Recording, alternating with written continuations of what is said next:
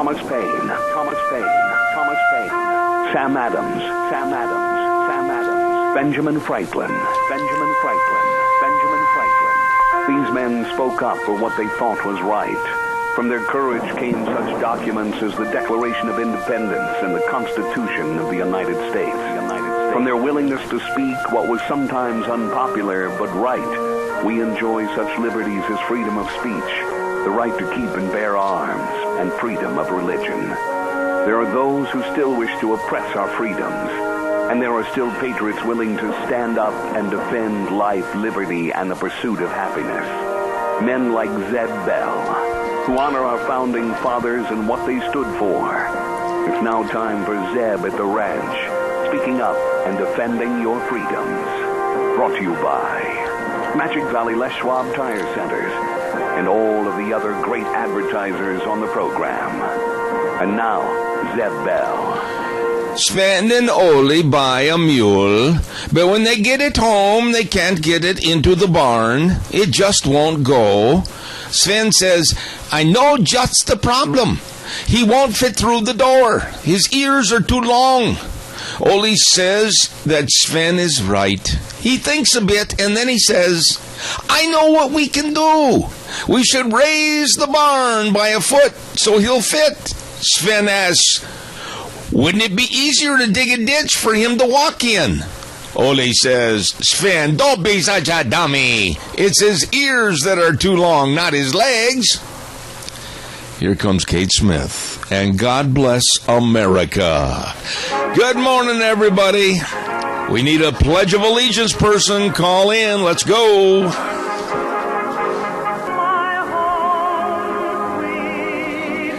Oh, good morning. I'm Zeb Bell. Zeb at the Ranch with our major sponsor, your Magic Valley Les Schwab Tire Centers, all 7 locations serving you, along with some of our great advertisers. Western Waste Services always at your disposal. Call Get on the Route service at 734-6969. And our Valley Country stores in Jerome, Buell, Gooding, Wendell, Shoshone, Bellevue, and Rupert. The one in Rupert at 910 South Oneida. Everything for the farm, the home, and the ranch. Hey, Wheels, can you turn your mic on real quick? I know we had a power bump, and I don't know if that affected the feed to me, but I can barely hear Kate Smith and anything else. Can you turn that up a little bit? Yeah. All right, thank you. Appreciate it. Do we have a Pledge of Allegiance person? We do. Go ahead, please, caller. You're on the air. I pledge allegiance to the flag of the United States of America and to the republic for which it stands, one nation, under God, indivisible, with liberty and justice for all. All right, Del, my friend, thank you, and God bless you and your lovely wife. Have a great day. Thank you. Thank you. All right, sir. There's a very, very nice couple. Oh, good morning. It's time for the weather. And today, of course, being Tuesday, it's Tile Tuesday, and all your tiles, everything right there at Cheney Flooring and Home Design, 1228 Oakley Avenue in Burley. Look for the blue door. All your tile, carpet and flooring, kitchen construction, home decor items, whatever you need to make your house a home. They are such nice people and so knowledgeable. You be sure and stop in and see them today. Cheney Flooring and Home Design, 1228 Oakley Avenue in Burley. And right now, here's Gina with the weather. Here's your weather forecast for this Tuesday, October 13th, and boy, is it going to be beautiful. Partly to mostly sunny skies for today. High of 78 tonight, expect a low of 45. Tomorrow, sunny and 80 with an overnight low of 44. Looks like we're going to be remaining in the mid to upper 70s throughout the rest of the week. However, on Sunday, we're going to take a dive. We do have a chance of rain showers on Sunday. Winds are going to be picking up, and a high of 65. Yesterday's high was 78 degrees, and tonight the sunset will be at 6:56. That's your weather forecast for Zeb at the Ranch. All right, thank you very much. Cheney Flooring and Home Design, 1228 Oakley Avenue in Burley, our sponsor of the weather. Thank you very much. Hey, by the way, don't forget the Burley Livestock Sale Yard. Big sales on Thursday, every Thursday at 10:30 a.m., 1100 Occidental Avenue in Burley with Merv May, Cade Rogge, and Lance Udy, and the rest of the crew serving you. And don't forget the telephone number to call for consignment information and sale information. 678-9411. 678-9411. Burley Livestock Sale Yard, Thursday sale day at 10:30 a.m. All right, give us a call on the landline, 436-2244, 1-866-927-4587. I want to hear from you. I want to get this in real quick. There is going to be, and this is really important, it's being put on by the Idaho 3 Percenters. And I agree with what they're doing. They're going to have a march on this Sunday in Twin Falls. And the meeting place to start the march is going to be in the Winco parking lot at noon on Sunday. And they say, and I agree with them, Idaho homeless first, Idaho veterans first, Idaho students first, Idaho citizens first, and the refugee program is a threat to our communities. Let's get the facts out there and start supporting our own folks. And I agree with that 100%. And that's going to be put on by the Idaho 3 Percenters this Sunday, a march against the CSI campus and the Times News. Thank you, and I'm going to support that. Don't forget your friends at SafeLink Internet. Oh, my goodness sakes, the first month is free, plus free installation, no contracts, no credit checks, unlimited data. All you have to do is call 677-8000, Idaho's #1 choice for wireless internet, SafeLink Internet. Please take my advice and call them today. SafeLink Internet, serving you. Along with our friends at Darrell's Cleaners, 1223 Albion Avenue in Burley, I have taken in some real rumply crumplies, and they've come back looking brand spanking new. That's the truth, too, I'll tell you. They can do a wonderful job. And by the way, they can restore old items that you think are maybe beyond repair. Well, take them in there and let Kevin take a look at them at Darrell's Cleaners, 1223 Albion Avenue in Burley, waiting to serve you. All right, calls are welcome, 436-2244, 1-866-927-4587.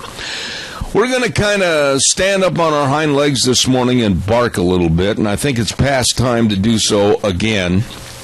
And I want to start with a story by Dr. Ben Carson. And in a very subtle and very quiet, but yet very prominent way, this man, Dr. Ben Carson, is telling the Gestapo media to go jump in the lake or elsewhere. I stopped just in the nick of time. He will not submit to the left nonsense. Now, those are his words. He said that last night on television, and I really respect him for that. The left in this country, which is basically all the media, they are trying to paint him into a special little corner or trying to paint him to where he shouldn't move out of this location or that location on his verbiage or his stance on various issues. And he said he will not submit to the left's nonsense. And that's exactly what it is. And that is the bulk of what I want to talk to you about this morning. The dim liberals, the dim Democrats. And if you're a Democrat, I feel pity for you. I really do. How can you ascribe to a platform that they are promoting? Please, I would welcome, and I've said this so many times on this program, but it's the truth, I would welcome a Democrat. I would welcome a liberal to call and in a very courteous and professional manner discuss with me how they can support their platform, how they can support liberalness in general, how they can support Planned Parenthood, how they can support abortion, how they can support what's going on with unionization. Hillary's really pushing unions after last night's little speech. How they can support that. But nobody has the guts to call. Nobody has the nerve to call. And we're going to talk about something else connected to that in just a moment. And I really want your involvement. I want to see who's going to stand tall, stand proud, and stand up with me on my feelings about how in the world we're being told not to act like Americans. Don't forget Denny's Restaurant, 611 Overland in Burley, and their other great location at 291 Pole Line Road in Twin Falls. Oh, breakfast, lunch, and dinner. Oh, my goodness sakes. You got to check the Thing Burger. 100% beef burger with melted cheese, crispy hash browns, and an egg the way you like it. The Thing Burger at Denny's. Ooh, that sounds good. All the food is good. All the service is just exceptional. You're going to love it, and we're going to have our next lunch bunch next week on the 22nd at Denny's Restaurant, 611 Overland in Burley. And don't forget the high school game of the week coming up on Friday. And Deanne, I forgot who the game of the week is this week. Can you help me on that? I think it's a Burley game, isn't it? Well, we'll check that out and give you the high school game of the week in just a little bit, okay? Coming up and sponsored by Denny's, and you might win a Grand Slam breakfast. Denny's Restaurant. It is good. By the way, too, I want to say Ramsey Heating and Electric at 2600 Overland Avenue in Burley. Hello, Rita. Hello, Glenn. Hello, staff. Everybody over there. And they provide warm winters and cool summers. Well, we can maybe scratch off the cool summers right now because we're looking at fall and then winter and then a chilly spring. Well, they've got everything you need over there, including all your air filters for your furnaces. You check it out at Ramsey Heating and Electric. 2600 Overland Avenue in Burley. Open 7:30 to 5 Monday through Friday, and they are the best. All right, calls are welcome. 436-2244, 1-866-927-4587. Here's the deal, folks. We are told that we can't do or say anything by the liberal left that they find, underline those words, offensive. Now, let's start down the list. And I've made a relatively brief list. There's many more items. We can't do or say anything to do with Merry Christmas. Now, a lot of you say, oh, that is old hat. They're not pushing that anymore. Yeah, they are already. The ACLU has come out against a couple of high schools that were going to have a song fest. And inclusive into the Song Fest were some of the great Christmas carols for the season, and they're already after them.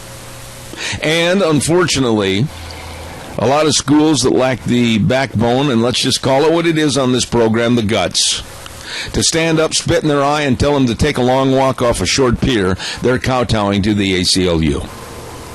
So we're told we can't say anything about Merry Christmas. We want to, according to them, we have to stop it. We're, according to them, told that we can't say God bless. I have run the gamut on this, and I'm not going to weaken. At most every call on this program, with almost every guest, I always end the conversation with, thank you, God bless. There are those out in the audience that don't like that. There are those out in the audience that demand that I say it, or not say it anymore, pardon me. Well, I can just tell you right now, I'm not going to change. You go into your little tirade. You just stamp your feet all you want because things are not going to go your way out there, liberal loons. We're going to tell you more on my little list here in just a minute. Good morning, caller. You're on the air. Good morning. God bless you and God bless your whole audience. And nobody's telling me how I can say something as long as I'm using decent language. I will say it how I want. I don't care who they are, what they are, where they are, or how they got there. I will still use the same words.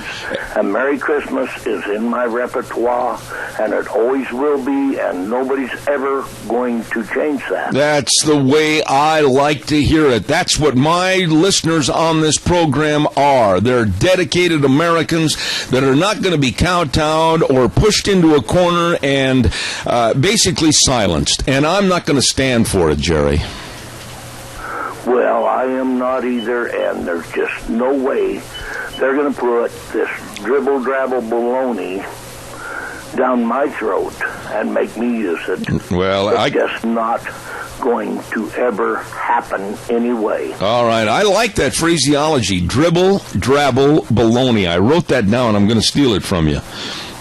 Well, that's all right. You stole one or two other things in your life. Maybe not from me, but from somebody else. No, I haven't. As a matter of fact, that's one thing I'm very careful about is I don't try to use other people's verbiage. I make up my own, and it sounds pretty nonsensical sometimes. Hey, Jerry, God bless you, man. Thanks.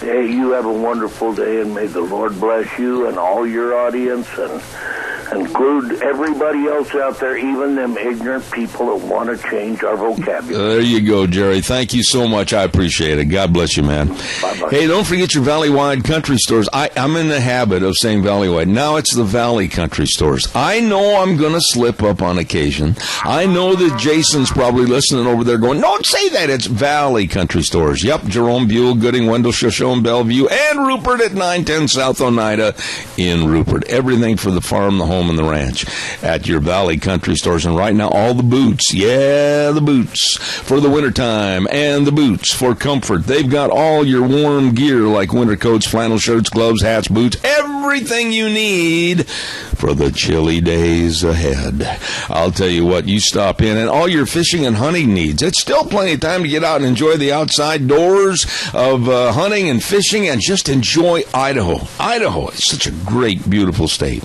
All of this available at your Valley country stores. Again, in Jerome, Buell, Gooding, Wendell, Shoshone, Bellevue, and 910 South Oneida in Rupert. Really good folks. Caller, good morning. You're on the air. Mr. Bell, how you doing? I am fantabulous, sir. Thank you. I sent you an email this morning about that refugee walk on CSI. I just had it on the air. Oh, you did? Okay.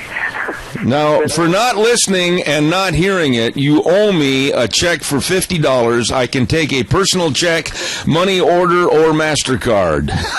I'm kidding. The point that yesterday I said it was on Saturday, but it's on Sunday, and I think the reason it's on Sunday is probably because CSI has classes on Saturday. Yeah, I've already announced that it's going to be sunny Sunday, and it's going to be sunny, I hope, too.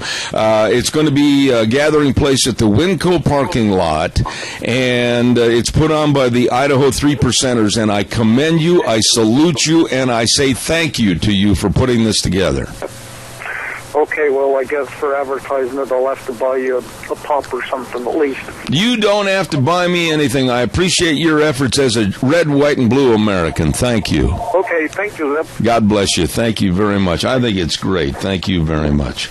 Calls are welcome. 436-2244, 1-866-927-4587.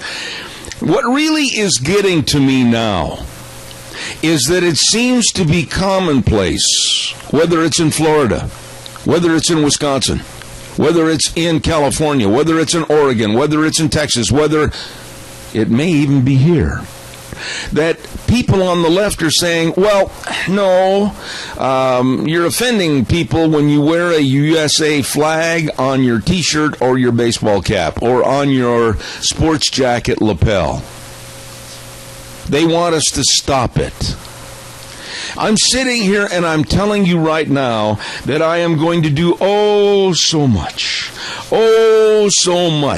to aggravate these people. And I've got about, how many are in this room, Deanne? About what? 8, 9 American flags. I'm going to enhance that. I'm going to put more up. I'm going to wear a lapel flag everywhere and anywhere I go. I am not going to be stopped. They say that they do not want United States flags in windows. And they're cracking down on people that are trying to support our troops. Parents that have a son or daughter in the military overseas, that they're putting a flag for their safe return and God's blessings back to America. And the condominium units are saying, take that flag down. They're saying we can't have American Pride Day because it might offend other people that are immigrants and from other cultures. They say, stop it. It might offend them. Right there, I'm going to stop for a moment because my blood pressure is just absolutely at an elevated high. How dare we kowtow to those that are, in most cases, illegal alien immigrants? How dare we kowtow to other people of other cultures and worry if or when they might become embarrassed or they say that it's against their culture? Why should I care? Why should I worry? I don't. I won't, and I never will. This is America, for those of you that might have forgot.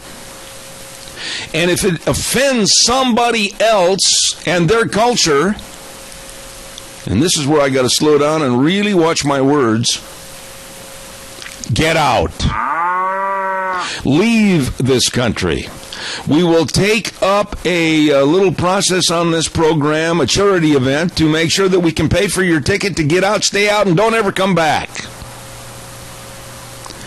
Good morning, caller. You're on the air. Yeah, good morning, Zeb. It's, like I say, the Jane Fondas, and I'd be glad to personally pay for a plane ticket for Jane Fonda to go any place she wants to go, and these people that don't like America, it's unbelievable that a small minority, object, mainly people of different cultures, and of course we're talking about the Muslims coming here, but I haven't had a chance to have the radio on, so I'm not sure you talked about Louis Farrakhan and Reverend Wright yet. No, we talked about them yesterday. In the vileness and the hatred that was displayed at the Million Man March. And also some of the complete loons that stood up, like one black woman that said, "Down, down, USA." And another younger black man that has the IQ of a bicycle spoke that said and compared our police forces with the Blue Klux Klan. I'm fed up with mamby-pambying these people. If they don't like America, they don't like our system, they don't like our capitalism, they don't like our freedoms, get out! Well, they want to take us over, and these are the same ideology that we're bringing in with all these refugees and so forth that are already here. I mean, the Trojan horse is here, and they want to bring more in. Yeah. It's just unbelievable. People, wake up. I mean, we need to be really protesting this in big time. 20 years ago, I remember that Million Man March thing. Louis Farrakhan, say some, patriot got up there and say, "Down with America." I mean, they'd have you in jail so fast, it'd not be believable. I agree. Or so-called patriot, I should say. I agree with you. Never do that. I agree with you, Adrian. It's just, we've got this political correctness. The Bergdahl thing is just absolutely irritates anybody that's been in the military, has any association with it. Oh my gosh. It's unbelievable that we've allowed these socialist do-gooders to take over our country.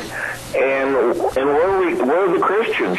Christians are dying by the thousands every day, and over in Syria and over there. And where are the Christian churches? Oh, we're going to bring in these refugees. Yeah. That's their ploy, because obviously they're getting some big money out of it. I gotta do a commercial. I got to do a commercial before my break, but I've got more of this as far as what they want us to stop. Adrian, I appreciate your call this morning. God bless you, man. Thanks. Have a great day. All right, sir.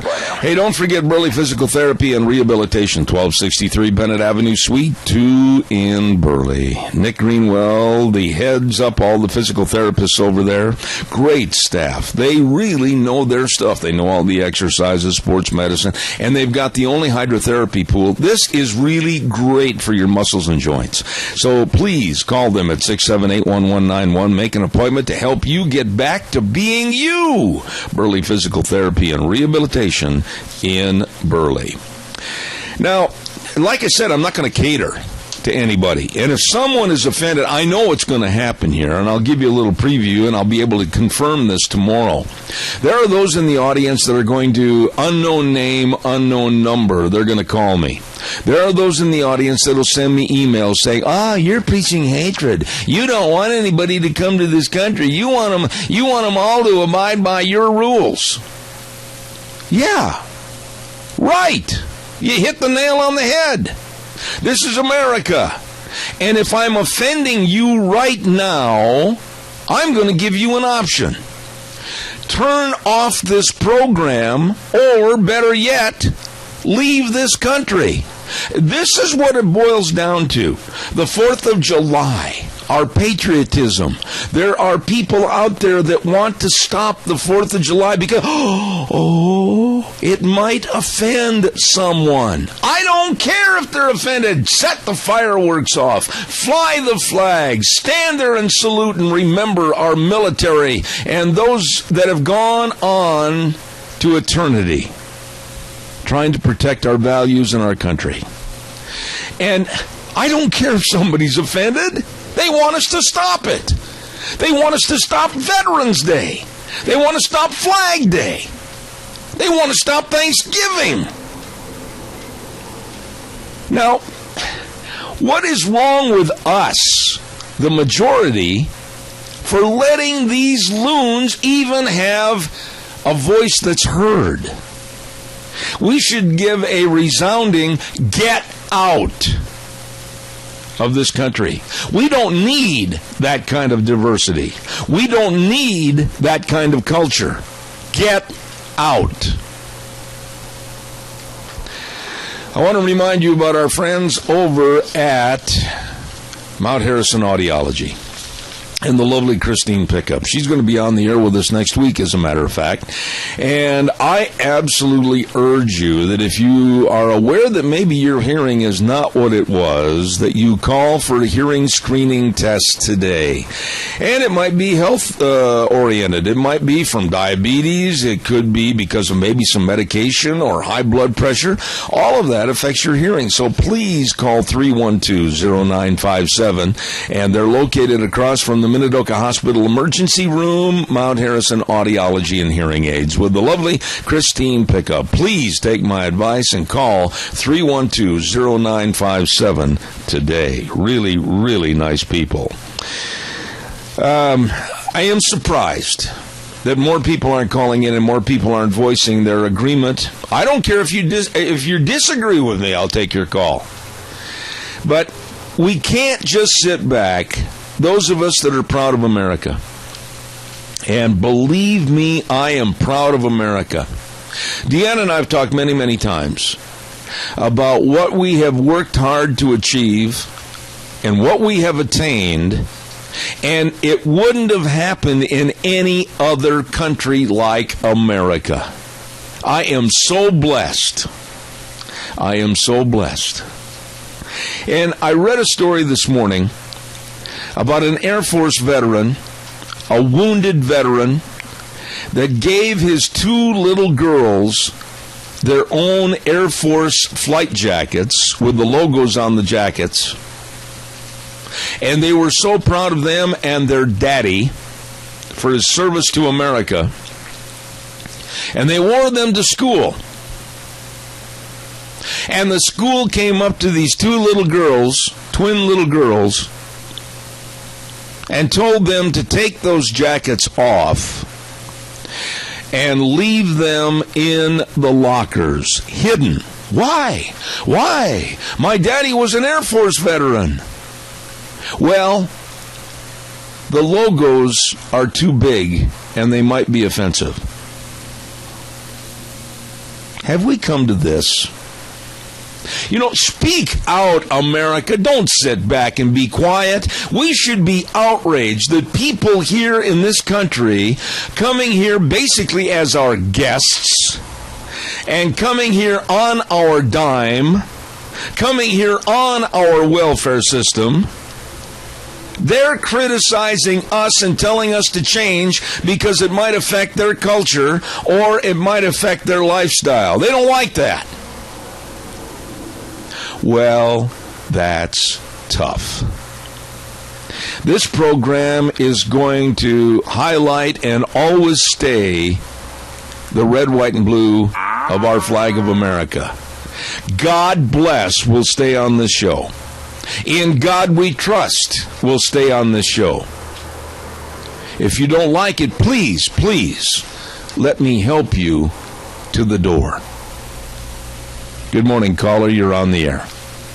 Yes, Zeb, I haven't had a chance to hear everything this morning. Well, then, doggone it all, what is the matter with you? I told that other gentleman, send a cash check or money order. You are being fined, my friend. But I don't know if you brought up this Louis Farrakhan million. I did yesterday. That's the same question that was brought up a minute ago. I went into it explicitly about the absolute heinous acts that were performed by Farrakhan and Wright and others that absolutely acted like dummies. Well, let me tell you, when we act like this doesn't matter, these people are living amongst us. And there were a million of them there that hate America, hate Americans, and think that there needs to be something done. And they were talking open revolution. If not peaceful, then they would have to get, violent. Well, Randy, wait a minute. I'm not going to review and go over again what I talked about yesterday as a dead horse issue. But I am going to say this. Well, wait a minute. I understand that you can't listen all the time, but I did talk about that in its entirety, and I'll say it one more time.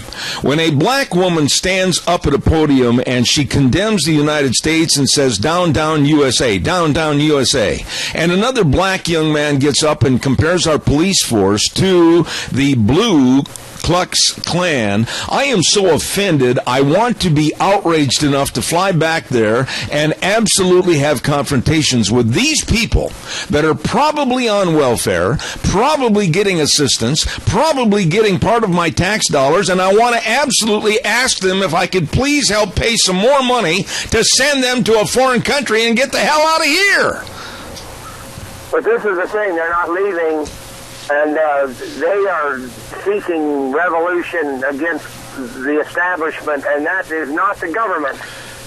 It's you and I, the white folks of this country. And like a friend of mine said yesterday, I told him what had happened, and he goes, well, he says, bring it on. And I go, I tell you, things are hairy, to say the least. I don't know why. And I'm going to ask you, I'm going to put you on the spot, and then I got another caller. Caller, don't go away.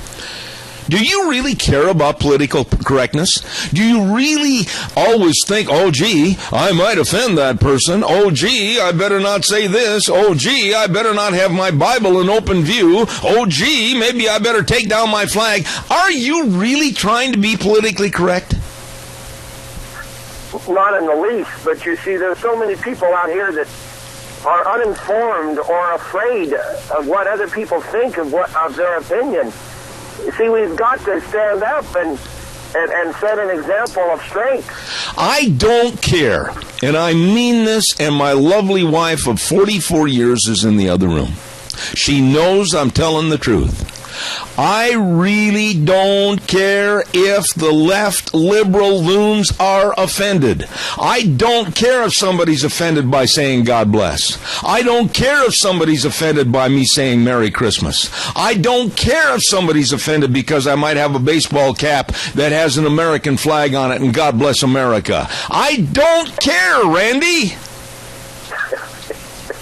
I see more and more flags on vehicles and trailers and now, and I think people are waking up.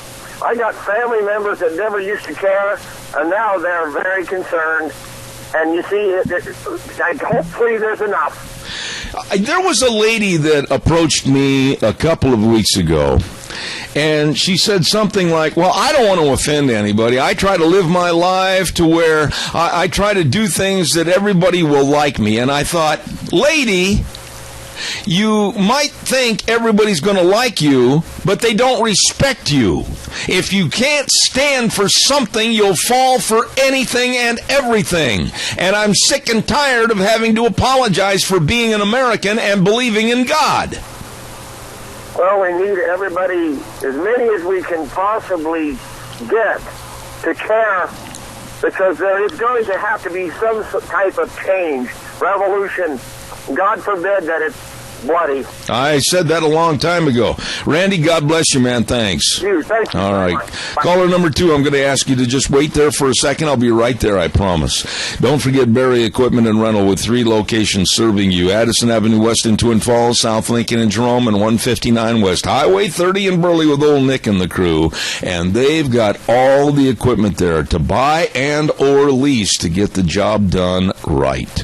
All the Bobcat skid steer loaders and, of course, the Doosan loaders, Coyote tractors, everything right there. And if you're not sure how to run it, hey, they'll give you a crash course, not a crash course, bad choice of words. They'll give you a course right there on how to run the equipment. They are really good at Barry Equipment and Rental in Twin Falls, Jerome, and 159 West Highway 30 in Burley. You stop in and see them today.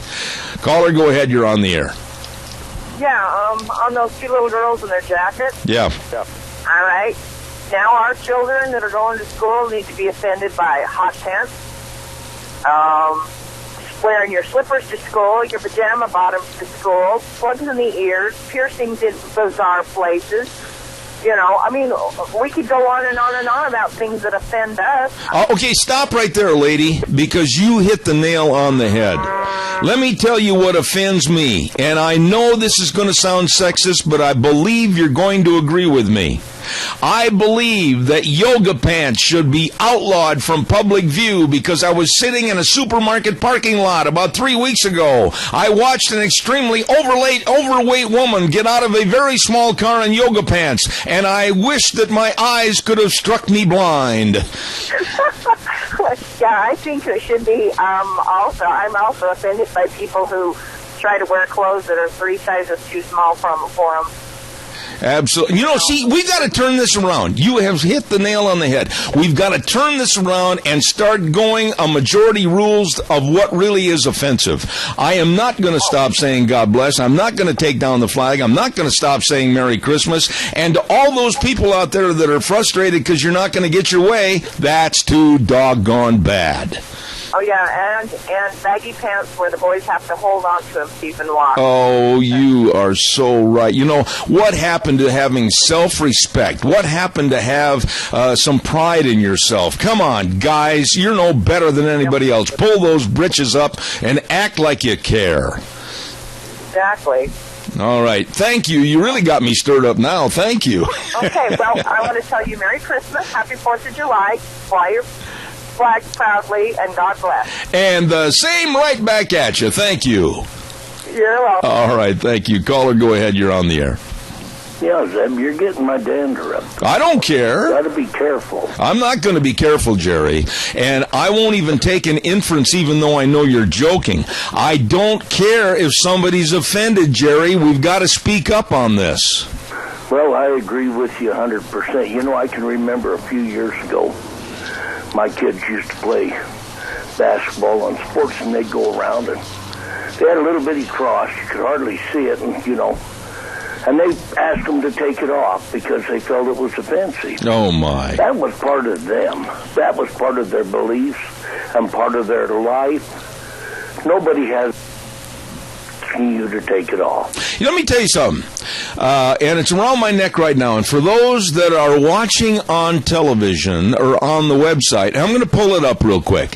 Here is a chain that I wear around my neck. Okay, I'm going to hold this up to the camera on the internet, and on the chain is a cross that reveals my faith as a Christian and also my wedding ring. And you might be saying, well, why are you wearing your wedding ring around your neck? Well, my fingers have been broken so many times that I had to have my wedding ring cut off because of swollen, broken fingers, and I did not want to stop wearing it, so I put it on a chain around my neck. And if anybody ever comes up to me and tells me to take that cross off or that chain off, woe betide them, Jerry. Well, they're kind of touching your beliefs. And, you know, you've got a right, and I've got a right to my beliefs. And, you know, other people have the right to their beliefs. I'm not going to go tell them because they're wearing something that offends me a little bit that they've got to take it off and not wear it. and they're not going to tell me the same way. Well, I appreciate your It call. will never happen. I won't let it. Well, we've got to start standing up. I mean, this milquetoast attitude of, come see, come saw, oh, gee, let's not get involved, that's got to stop. Jerry, appreciate you. I got to do a commercial quick. Thank And you. we've got to defend our beliefs. Amen. What? Amen. Thank you, Jerry. Caller number 2, I'll be right there. Don't go away. Ramsey Heating and Electric offering rebates on qualified Lennox home comfort systems. Whether it's a gas furnace, air conditioner, or a heat pump, you and your family will enjoy the comfort. Don't forget, Ramsey Heating and Electric and Lennox can save you money. Good morning, caller. You're on the air. I just want to say I agree with you, not 100%, not 1,000%, but 1,000,000,000,000%. It's about time to clean up our act, isn't it, Dal? No, it's not. You keep doing what you're doing. I appreciate you, my friend. God bless you. Thank you very much. You know, folks, we're going into the fall. We're going into the holiday season of Thanksgiving. Now, what does Thanksgiving mean to old Zeb? Well, I'll tell you what, and if you're offended by this, I already gave you the choices. Turn off the radio program or leave. Don't let the doorknob hit you on the way out. But Thanksgiving to me means to sit down at the table with my family. It means to thank God for the blessings that I've had and the bounty that I've had and providing me with people that I love and people that love me. And I thank God for that. Oh, there are those. Oh, no, we don't want to celebrate Thanksgiving. No. We might call it a different day, etc. And then also we move right on into Christmas. My absolute favorite day of the entire year. Not for the gifts, not for the trees, not for the ornaments, not anything but my faith.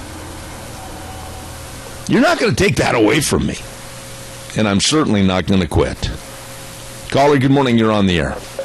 Good morning. You talked about the outward appearances of our religious symbols that many people wear, the cross, like you mentioned. There are people that wear that little black hat on top of their head. We have the Muslims that are coming in here. They're wearing this burqa thing, this black sheet. I don't know what you call it. Anyway, if they want us to stop wearing things like your necklace, the cross, then they have to stop wearing all of theirs. Oh, wait a minute, though. Have it one way. Wait a minute, That's caller. all. Caller, wait a minute. I don't care if they dress in a certain way. I really don't. But do not, under any circumstances, come to this country, very possibly, as I said earlier, on my dime, through welfare assistance and or food assistance and or living assistance, whatever it might be, and try to change my culture by bringing yours to the forefront. Don't do it, and then in that case, it does happen. I ask you, please, to leave. Well, and then, like I say, why should theirs be more important than anything There you go. There you go. This is America, my dear. It's red, white, and blue America. It's apple pie, mom, ice cream, the 4th of July, Christmas, and I'm not going to change. Exactly. And, you know, for them to say that only their holiday counts, wrong. Go back to your own country and establish it in your country then, but you're not going to take it away from us. This is what we were founded upon, was that opportunity for all of us to have that. Now, let me just be very blunt, and then I got to get a weather forecast on here. Are you in any way, shape, or form concerned about being politically correct? No, not anymore. That a girl. I used to be, because, you know, especially when we had the blacks, they would say, oh, you can't call me black. Well, you know, you're right, you're not really black, but you're a Negro. Most of you are of that race. If you're not, then flat out you're American. Who cares about this African American, this Mexican American, this Chinese American? You're not. You're either American or you belong to another country. Oh, and then I'll even top that off a little bit before I do the weather. You should read some of the emails I had and some of the hate calls when I said that Barack Obama is not a Negro. He is not African American. What he is mulatto. Oh, my goodness. Everybody that was of the left persuasion crawled through the woodwork. They wanted to strangle me, but it's the truth. That'd be, to me, more offensive. I'd say he's kind of plaid myself. Okay, I got another call. Hey, you're always welcome on the show. Thank you so much. Caller, I'm going to ask your indulgence because I have to get the weather on and wait just 60 seconds. Sit there and have a sip of hot chocolate or whatever. I'll be right with you. Weather is brought to you this hour by Mad River Laser, 502 East Street in Rupert. Oh, it's time for the end of the year awards. All the crystal awards, acrylic and wood and plaques. They do it all over there at Mad River Laser. And all the Halloween and fall goodies are there too, and all the football jerseys with the names on them. Oh my goodness sakes, all of this and more at Mad River Laser, 502 East Street on the Square in Rupert. Here's Gina with the weather. Here's your weather forecast for this Tuesday, October 13th, and boy, is it going to be beautiful. Partly to mostly sunny skies for today. High of 78 tonight. Expect a low of 45 tomorrow. Sunny and 80 with an overnight low of 44. Looks like we're going to be remaining in the mid to upper 70s throughout the rest of the week. However, on Sunday, we're going to take a dive. We do have a chance of rain showers on Sunday. Winds are going to be picking up and a high of 65. Yesterday's high was 78 degrees, and tonight the sunset will be at 6:56. That's your weather forecast for Zep at the Range. Gina, thank you. Brought to everybody this hour by Mad River Laser, 502 East Street in Rupert. Nice folks. Caller, thank you for your patience. Go ahead. Good morning, Zeb. Go. Hello? Yes, go ahead quickly, please. All right. What I see about all these people that want to come to this country and change it into the way that they want it, I think there's a lot of jealousy there because they see America as being a country that has freedom, liberty, a great standard of living, as far as what we have, and and the ability to work and accomplish something. Over there, in a lot of them other countries in the Middle East, they're so oppressed that they can't do anything. So they would come here, and then they want to change it to what they left. Yeah. Absolutely. And I'll go a step further. The Times News and the CSI campus with the Refugee Center coming out and saying, oh, we've got to have and welcome cultural diversity. Why? Let me ask you, caller, why do we need cultural diversity in this country? We are seeing our culture go down the drain. We are seeing our value system go down the drain. Do you think for 1 minute I care about cultural diversity? Well, I don't. I want to stay American, and I want to keep our culture American. I don't want to be Muslim culture. No way. I don't want to be, any other culture because they are, they're demeaning to us. Well, I appreciate your call, but stay strong, stay firm on your beliefs, and don't weaken to the politically correct garbage that's being strewn about our society. Thank you, sir. God bless you. I think I'm going to go get a flag and put it in my window in my house. Do it! Thank you. Absolutely. All right, do it. Thank you much. How are you? This is what bugs me. The Times News has gone out of their way to create stories about cultural diversity. They've gone out of their way to say that in a subtle fashion, those of us that really don't care about having all this change in our area, our society, our communities, well, we're wrong. We're hate mongers. We're bigots. No, we're not. No, I'm not. I don't believe in cultural diversity in a country that's seeing its culture, its values, its moral values, its religion, its beliefs go down the drain. No, I don't want cultural diversity in this country. This is America. It's a melting pot with a common goal to become Americans. Isn't that what it was all about years ago? Come to America! And they want to assimilate to be an American. I'm proud to be an American. And now, we've got this group here, we've got this group there. We've got this group over here, we've got this group trying to control this town over here. We are falling apart because of fragmentation and thanks to cultural diversity. I don't like it. I'm not going to support it. Call me a hate monger. Don't forget your Magic Valley Les Schwab Tire Centers, all 7 locations, serving you. Keyword, serving, and they always do every day. They've got the best in tires. We've been over that many, many times.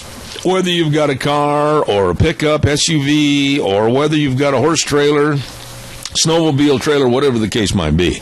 You need tires? Bingo, right there at your Magic Valley Les Schwab Tire Centers. And, of course, the best in brake service, shocks and struts, front end alignments. Oh, yeah, make sure you check your front end on those vehicles. Wear your tires right off if you're not careful. And, of course, the best in batteries. All of this and more with Lane and Rupert, Dave on Blue Lakes and Twin, Mike and Buell, Mike and Jerome, the Twist family and Paul, John on Poline in Twin Falls, and Randy on Overland in Burley, your Magic Valley Les Schwab Tire Centers. Caller, good morning. You're on the air. Hey, Zeb, if people would stop and think about that American flag and what it took to keep it, to get it where it's at, and what it's cost this nation to keep it flying, they would never back up and let somebody tell them they could not fly it. You know, your point is so well taken, and I was thinking about that this morning earlier. My relatives, my friends from high school, my buddies from college that are laying in a grave right now because they were standing up and fighting for me and for you and for everyone and the American ideal, the American values. And to have somebody come in and say that we're going to change and we're going to have cultural diversity and we can't fly that flag, we can't say Merry Christmas, and we can't say God bless, boy, howdy, they are talking to the wrong man here. It's time to plant our heels and not be pushed back any farther, just like you said. We need to stand for something and keep it. And don't listen to this. God bless you. Thank you, sir. Thank you very much. I appreciate that. And right back at you. God bless you. Caller, quickly. I've only got 2 minutes left. You know, I go back 20 years when I used to work the auto auctions in California. And these people would come in with a towel on their head and wearing a gown and everything. And I didn't approve of it, but I say, well, this is America. But what they would do is they wouldn't go by the rules that are set by the auto auctions and the United States government, like turning back the speedometers, selling cars that have been flood damaged or wrecked or anything like that. Right. They didn't care because the punishment that they would get here in the United States would be nothing. It would be so minor to what it would be in their country, so they don't worry about it. Yeah. So they fine you and you go on from there. It just left a bad taste in my mouth, and there's some of them probably that were good people and everything, but they didn't flaunt their religion. Well, Keith, I appreciate... Those were the ones with the biggest problem. I agree with you. And I appreciate your call this morning. You brought up some good points. I got to run and go to the news right now, Keith. God bless you. And Nancy, our prayers are with you. Heal up fast. Thank you so much, Keith. Thank you. Thank you. I want to end the program this morning in this first hour by saying this. Are you really concerned about offending someone when it comes to our flag, our values, our Christianity? Are you really concerned? I'm not. And I want to make this point emphatically clear for this hour to the Times News and to the CSI campus and anybody else that are of liberal persuasions. Cultural diversity does not matter to me one iota. This is America. This is America. God bless America and its values that our forefathers put forth for us to stay free. If you don't like it, leave. I'll be back in 6. Oh, good morning. Good morning. Welcome back to hour number 2. And I'm Zeb Bell, Zeb at the Ranch, with our major sponsor, your Magic Valley Les Schwab Tire Centers. All 7 locations serving you. And, of course, some of our great advertisers, including Valley Country Stores at 910 South Oneida in Rupert. Everything for the farm, the home, and the ranch. Along with our friends at Western Waste Services. Hey, Wheels, come on, boy, let's go. I'm not on?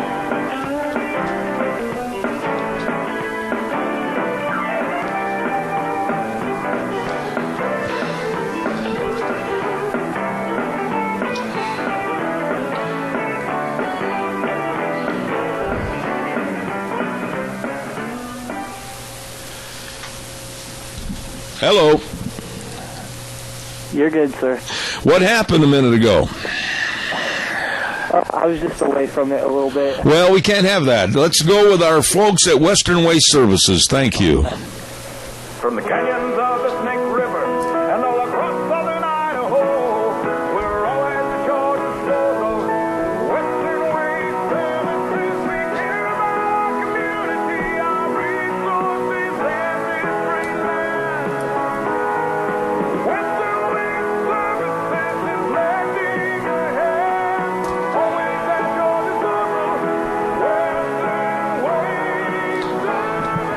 Western Waste Services, always at your disposal. Don't forget, they've got the best in service of route service, picking up your garbage and getting rid of it. Locally owned and operated, Western Waste Services, always at your disposal. 734-6969, the number to call. And don't forget, too, they've got all the porta potties for your special events, too. They can help, and they will, at Western Waste Services, always at your disposal. Don't forget, you're listening to Zeb at the Ranch. Make sure you're hearing everything. Contact Mount Harrison Audiology for a hearing screening. Call 312-0957 today. Thank you very much. We're going to get on the phone line momentarily with my good friend Frosty Woldridge out of Golden, Colorado. But don't forget, too, on Thursday, we'll be announcing the next Denny's High School Game of the Week. And if you pick the right score and the closest to the right team and the final score, closest to the final score, you will receive a free Grand Slam breakfast from Denny's Restaurant at 611 Overland in Burley. It is delicious. Right now, Hanson Mortuary, 710 6th Street in Rupert, with Joel Heward and his family and his staff. They want you to know that they are there to serve you when you need them. When there's the passing of a loved one, don't forget, they are always there. They can travel to the rural towns and churches to meet you and help you with the arrangements. Don't forget, they always help you and serve you with the highest ethical standards with unquestioned integrity. And that's, of course, our friends at Hanson Mortuary, 710 6th Street in Rupert, 436-5636. Let's go to the phone lines right now, and I want to talk to a very good friend of mine. And I value his friendship, and I know that he shares basically the same value system I do. Frosty Woldridge, how are you this morning, sir? Good morning, Zeb. Always a pleasure, and I look forward to the Tuesday mornings that we share, because I think we're making more and more impact as the certitude and the realities that we speak about are literally coming to fruition throughout the world. So it's really exciting time to be with you, sir. Well, I'll tell you something, Frosty, and this may be off target for what you wanted to talk about this morning, but it's on target as far as my feelings are concerned. I spent the bulk of the first hour, and I'm going to stay with this topic a little bit with you this hour. I am sick and tired of political correctness. I am sick and tired of being told that we should have cultural diversity in our country. I am sick and tired of being told I can't say God bless, or in God we trust, or wear a cap that has a United States flag on it, or say something like Merry Christmas. I am sick and tired of being told that we have to change because we might offend somebody. I don't care. I'm going to be as offensive as possible. I will not be politically correct. Gosh darn it, it seems like you and I are traveling down the same path here. I'm not sure I want to hold hands with you, but I'm definitely going to walk the same path with you. For those of you this morning, I have my latest two pieces. One is called Prepare for a Different America. It's coming fast. And what I talk about in this is the fact that we are facing a politically correct and literally shut down society from the free society that we once enjoyed. And of course, as you all know, we're about to import 200,000 Syrian Muslim refugees on top of the 1.2 million legal immigrants that are also refugees that come in every year. And, of course, we also take in somewhere between 500,000 and 700,000 illegal immigrants each year. And, of course, they're all part of this massive politically correct invasion of our country. But if we don't stop it, we're facing hundreds of competing languages. We're facing multiple worldviews, about 190 different worldviews from 190 different countries. And we're facing hundreds of incompatible cultures struggling within U.S. society. And foremost among those is, of course, Muslims, Islam. And I can tell you this, if this latest onslaught hits and those 5,000 Muslims land on Idaho, I guarantee you it's going to change the way Idaho operates. It's going to change the culture of Idaho. It's going to change the peacefulness. It's going to change the all-American Norman Rockwell, just peacefulness of Idaho into the same kind of, literally, just this last week, 5 days of fire bombings of cars and riots in Stockholm, Sweden, because of their Muslim immigrants. So I'm not going to remain, as a matter of fact, I'm not going to remain politically correct. I'm just going to tell it like it is. And for those of you who want to, you can go to part 4 of the most violent religion on earth, Islam's Animalization of Human Beings. It's now published on newswithviews.com. If anyone can find anything that's incorrect in that thing, I'll pay you $1,000. I'll pay you $1,000 in cash. I worked hard on that part 4, and it talks about the Quran teaches violence. It spreads Islam by the sword, and it's perpetual war on Westerners. So let's just be politically incorrect and tell it like it is, Deb. I'm not going to change. I've been threatened. I've had letters and emails and phone calls and, we don't want to offend anybody. If offending somebody means you shouldn't say Merry Christmas, then don't say it. If offending somebody means you shouldn't say God bless, then don't say it. If offending somebody means I shouldn't wear a flag lapel pin or have a baseball cap with God Bless America on the cap, you shouldn't wear it. I don't care. If you don't like it with your culture or being from another country, my options are simple. Number one, if you don't like it, if I say it on the program, turn the radio off. If you don't like it even further, leave the doggone country and stay away. I'm exactly with you on that. And of course, one of the quotes that I use is this Indian sage. And he said, having thus given a cursory view of the Quran, I lay it before the sensible person with the purpose that they should know what kind of a book the Quran is. And he says, here its very vital defect has been exposed with the object that people may not waste their lives falling into its imposition. The Quran is the result of ignorance, the source of animalization of human beings, a fruitful cause of destroying peace, an incentive to war, and a propagator of hostility among men and a promoter of suffering in a society. As to its defect of repetition, the Quran is its store. Unquote. That's a quote in this piece. And in fact, another quote is by the U.S. President John Quincy Adams in 1829. And he said that the precept of the Quran is perpetual war against all who deny the prophet. And the vanquished must face, literally suffer their lives. And he just tells it like it is. These guys were not politically correct, and I'm not going to be politically correct either. I am going to say Merry Christmas. I'm going to say God bless America, and God bless you, my friends. I'm going to stand up for the American culture and what made this country great. And if some Muslim doesn't like it, and they don't like pork, stay in your own country.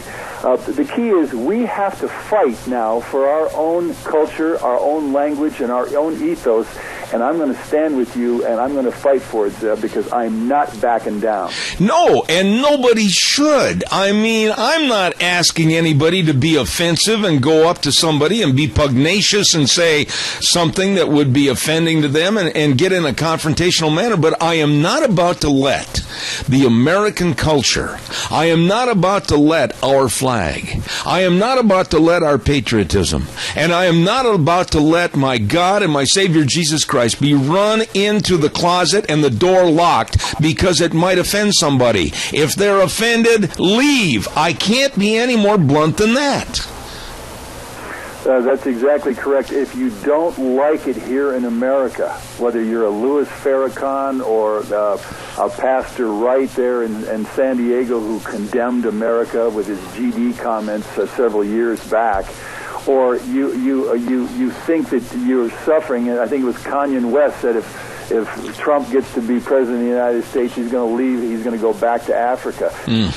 Good on you. Yeah. Hey, baby. Good on you. Hey, Frosty, let's take up... You don't like it here in this extraordinary country built with the ethos of the Christian religion, built with the Constitution. It's one of the finest documents in the world. Then just don't come or leave, because we don't need you. In fact, we don't want you. And as you all know from my articles, I've called for a complete shutdown, an immigration shutdown now of all immigration into this country. We do not need, nor do we want or can we sustain any more immigrants. The United States is filled, it's full up.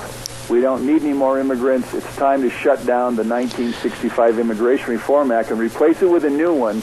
And the new one should be the 2015 shutdown of all immigration into this country. Absolutely. And can you imagine? And what really incensed me this morning to get really hot and bothered was a story about an Air Force veteran. You being a veteran, you can understand why I was so upset. He gave his two little girls their own Air Force flight jackets. They were so proud of their daddy being in the Air Force. He was a wounded veteran, and he gave them their own little flight jackets to wear to school, and the school told them they couldn't wear them to school anymore, and they gave a flimsy excuse that the logos stood out too much.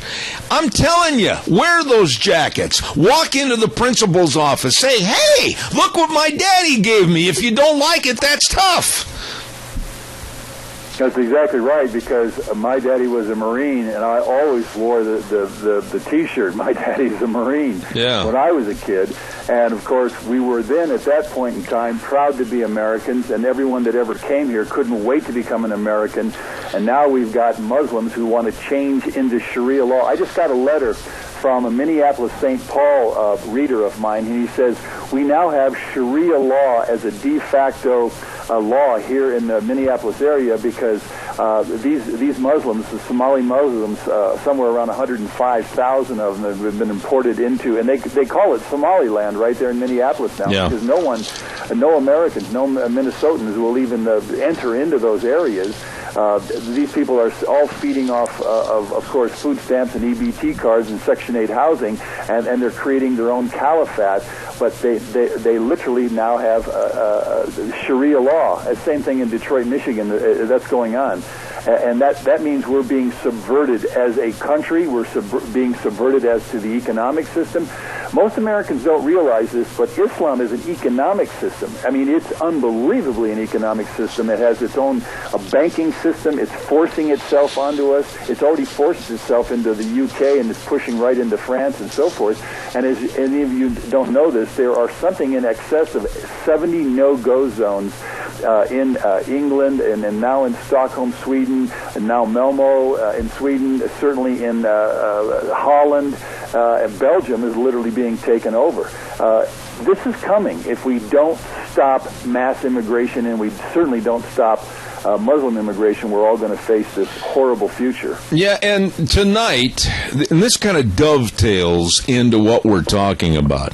Tonight, we have a great opportunity, and I say that tongue-in-cheek, to listen to the Democratic debate between some real milk duds, Webb and Chafee and Sanders and O'Malley and Clinton, and they ought to call this new movie, they ought to make a movie out of it. Instead of the Three Stooges, they ought to call it the Five Stooges, because basically they're all going to be rubbing elbows the same about how bad America is and how we ought to give everything to everybody and make more taxes so that those of us that are working can afford to give those that aren't working a better life. This is basically the Democratic meeting tonight that they're going to have in Las Vegas.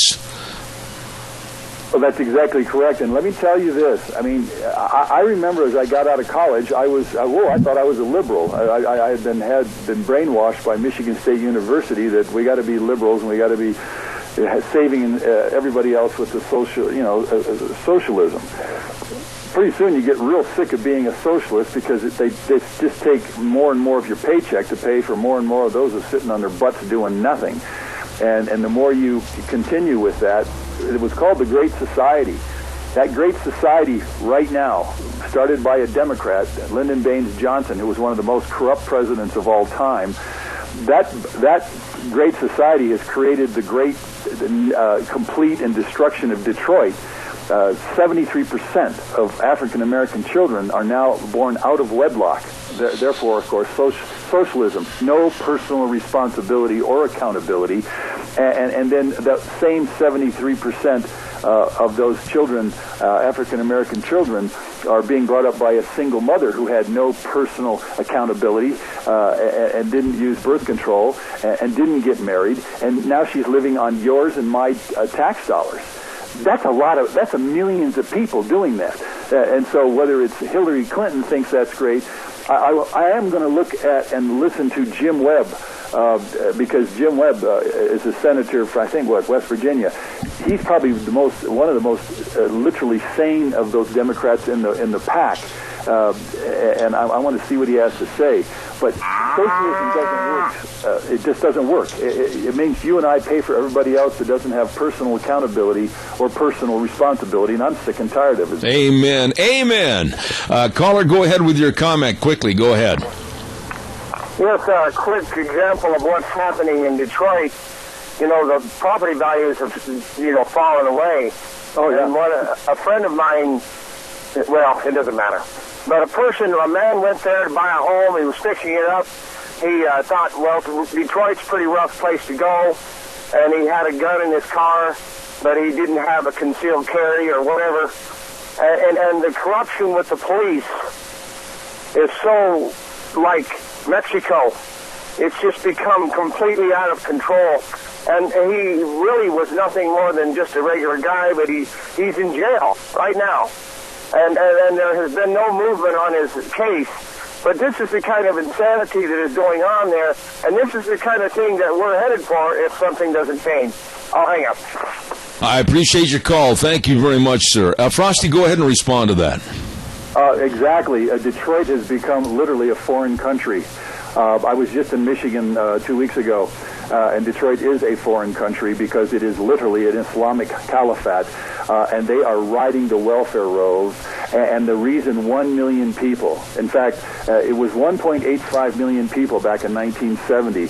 It's now down to 648,000. So more than 1 million Americans fled Detroit. Not only whites, but blacks and even Hispanics fled because you can get shot up, you can get killed, you can get carjacked. The grocery stores got all shoplifted out of existence. It's a welfare paradise. And the Muslims are eating it up because they're getting just a free ride, and they're getting the free ride off of your tax dollars.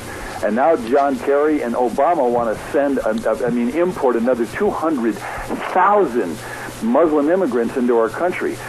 Please read the article I wrote that's going to be, it's published in newswithviews.com. It's called The Most Violent Religion on Earth, Islam's Animalization of Human Beings. And go to the one part there that's Ann Corcoran, and she's got, it's called Refugee Resettlement, watch.org, and it's a 4-minute video. You'll see it right on the column that I wrote, and you'll see exactly how they're seeding us with all these Muslims, and as they do that, we are going to become just like the consequences of Europe. And in fact, we already are in those consequences. That's why, again, we need to have a complete immigration shutdown right now of the 1965 Immigration Reform Act. It pumps 1.2 million of third world immigrants into this country every single year. That's 100,000 per month. We can't keep doing this to ourselves, Zeb. I apologize to you, my dear friend. I'm a little bit hot this morning, and so I didn't mean to come across to you as being, very volatile. But I'm glad we agree, my dear friend, because I think it's past time, to stand up and be counted and let America know that you love America. You love our flag. You love our forefathers and everyone that was connected with where we are today, with the freedoms and the values that we have had. I'm not going to bend to political correctness, and I don't think you will either. I certainly won't. In fact, I will stand in Louis Farrakhan's face and just say, dude, get real or leave the country if you don't like what's going on, because we don't like your kind of anti-American ways. With Pastor Wright, he can go back to Africa if he doesn't like it here. Any Mexican or any Afghanistani or any Pakistan, any Muslim or any immigrant that doesn't like the United States of America, they can leave. Just go absolutely. Go back to your paradise and leave us to our country and leave us to our ethos and leave us to our way of life, because we're not going to stand down on this, and there's going to be more and more of us standing up as Zeb Bell and Frosty Wildridge have the courage to speak out and not be politically correct. Political correctness is suicide for Western countries. On a lighter note, and I've only got 30 seconds left here, I am giddy. I am absolutely giddy this morning, and a smile on my face. My Chicago Cubs are leading in the divisional series over the Cardinals 2-1. Tonight, if they win, they go to the National League Championship Series. Oh, I am giddy. Well, I hope some guy doesn't pick off a pop fly right there. Now, don't go there. Well, we got a both cheer of the Packers and the Broncos, so no matter what, there's some good things happening. Hey, listen, man, it is so good to hear you laugh and smile. Thanks, Frosty Wildridge, and the best to you. God bless. Thank you so much. God bless them. All right, take care. My buddy, Frosty Wildridge in Golden, Colorado, and I really enjoy having him on the program. Don't forget, let's ride. Vroom, vroom, vroom, where the fun is sold. Let's ride 270 Highway 24 between Rupert and Heyburn. Yeah, buddy. They've got the great rebates on Suzuki 4x4s. And you know what? Look outside. Look outside and just say to yourself, let's go to the hills. Oh, my goodness sakes, the leaves, the colors and everything. Just being outside in the great part of Idaho right here in the Magic Valley. Stop over, and also don't forget they've got the new Timber Sled snow bikes ready for the snow this winter. Oh, my. All of this and more at Let's Ride, 270 Highway 24 between Rupert and Heyburn. It's true. This is where the fun is sold. By the way, if you're on the way over that way on Highway 24, don't forget Cameron and Siemens Insurance, Highway 24 in Rupert. Number to call, 436-4424. When you think about life insurance, health insurance, retirement planning, and employee benefits, you really should think about those issues and categories because you need to be protected. Well, talk to the people that are very accessible and devoted and professional. Cameron and Siemens Insurance, Highway 24 in Rupert. The number to call, 436-4424. Wonderful people that are serving you. By the way, too, don't forget, Ramsey Heating and Electric is offering rebates on qualified Lennox home comfort systems, whether it's a gas furnace, air conditioner, or a heat pump. You and your family will always enjoy the comfort and the savings of money, too. Ramsey Heating and Electric and Lennox. You check it out today. Well, right now, we're going to go to the phone line, and I think it was about 2 weeks ago or so, we tried to get this gentleman on the air, and we had some phone problems. But boy, today am I glad he's available, and I hope he's on the other end of the line. Richard Manning, how are you? I am doing great, Zeb. Sorry for the mess up. We did have a little bit of communication challenges, and I apologize. That was all on my end. Nah, don't worry about it. It's all done deal. The water's... About this stuff, and I think this would be a great little chat. I tell you what, the water's under the bridge. I couldn't care less about the past. Let's talk about the future. First of all, I want to brag a little bit about you. You're the president of the Americans for Limited Government. God bless you for that effort. And as I read your bio, I understand that you were also an appointee by George Bush as the Public Affairs Chief of Staff at the United States Department of Labor. Before I go into things, correct. Before I get into things this morning, and I hope you don't mind if I call you, what is it, Richard or Rick? What would you prefer? Call me Rick. All right, Rick. What kind of a man was George Bush as compared to what we have in the Oval Office right now?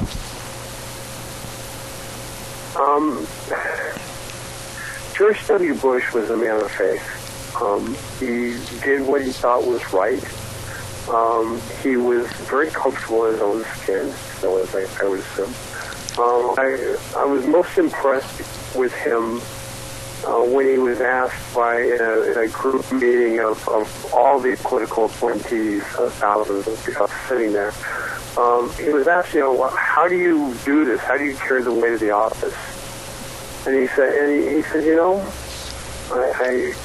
he felt very comfortable with it because he said he didn't carry the weight of the office. He let the weight of the office be carried by his Savior, Jesus Christ, and he just did he tried to do the right thing every single day. That was his objective: do the right thing every single day. Absolutely. It doesn't always work out, and we can rewrite, look at history, and see things that that we might say, gee whiz, I wish that had been done differently. But I think he was at his core very, very honest, and I think that contrasts with what we've got right now. Absolutely.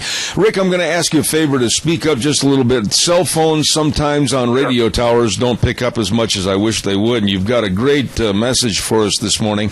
Let me state my case about the Trans-Pacific Partnership, and then I want you to tell me if you agree with me or if you think I'm wrong.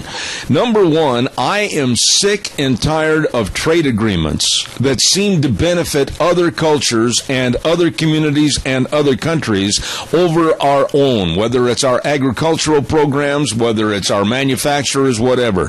I think the Trans-Pacific Partnership that Obama ran through the dead of night is absolutely another nail in America's coffin. Would you agree or disagree? I agree. I agree wholeheartedly. One of the challenges of is the actual agreement hasn't been released, so I can't talk about the specifics in terms of how the Trans-Pacific Partnership is going to be implemented. But what I can tell you is that 40% of the world's economy is impacted, that U.S. laws, U.S. regulations will be subjected to foreign tribunals to decide if they stay in place or not. Other countries can enter into this agreement without congressional assent, destroying our basic process for treaty making in the United States, our constitutional process.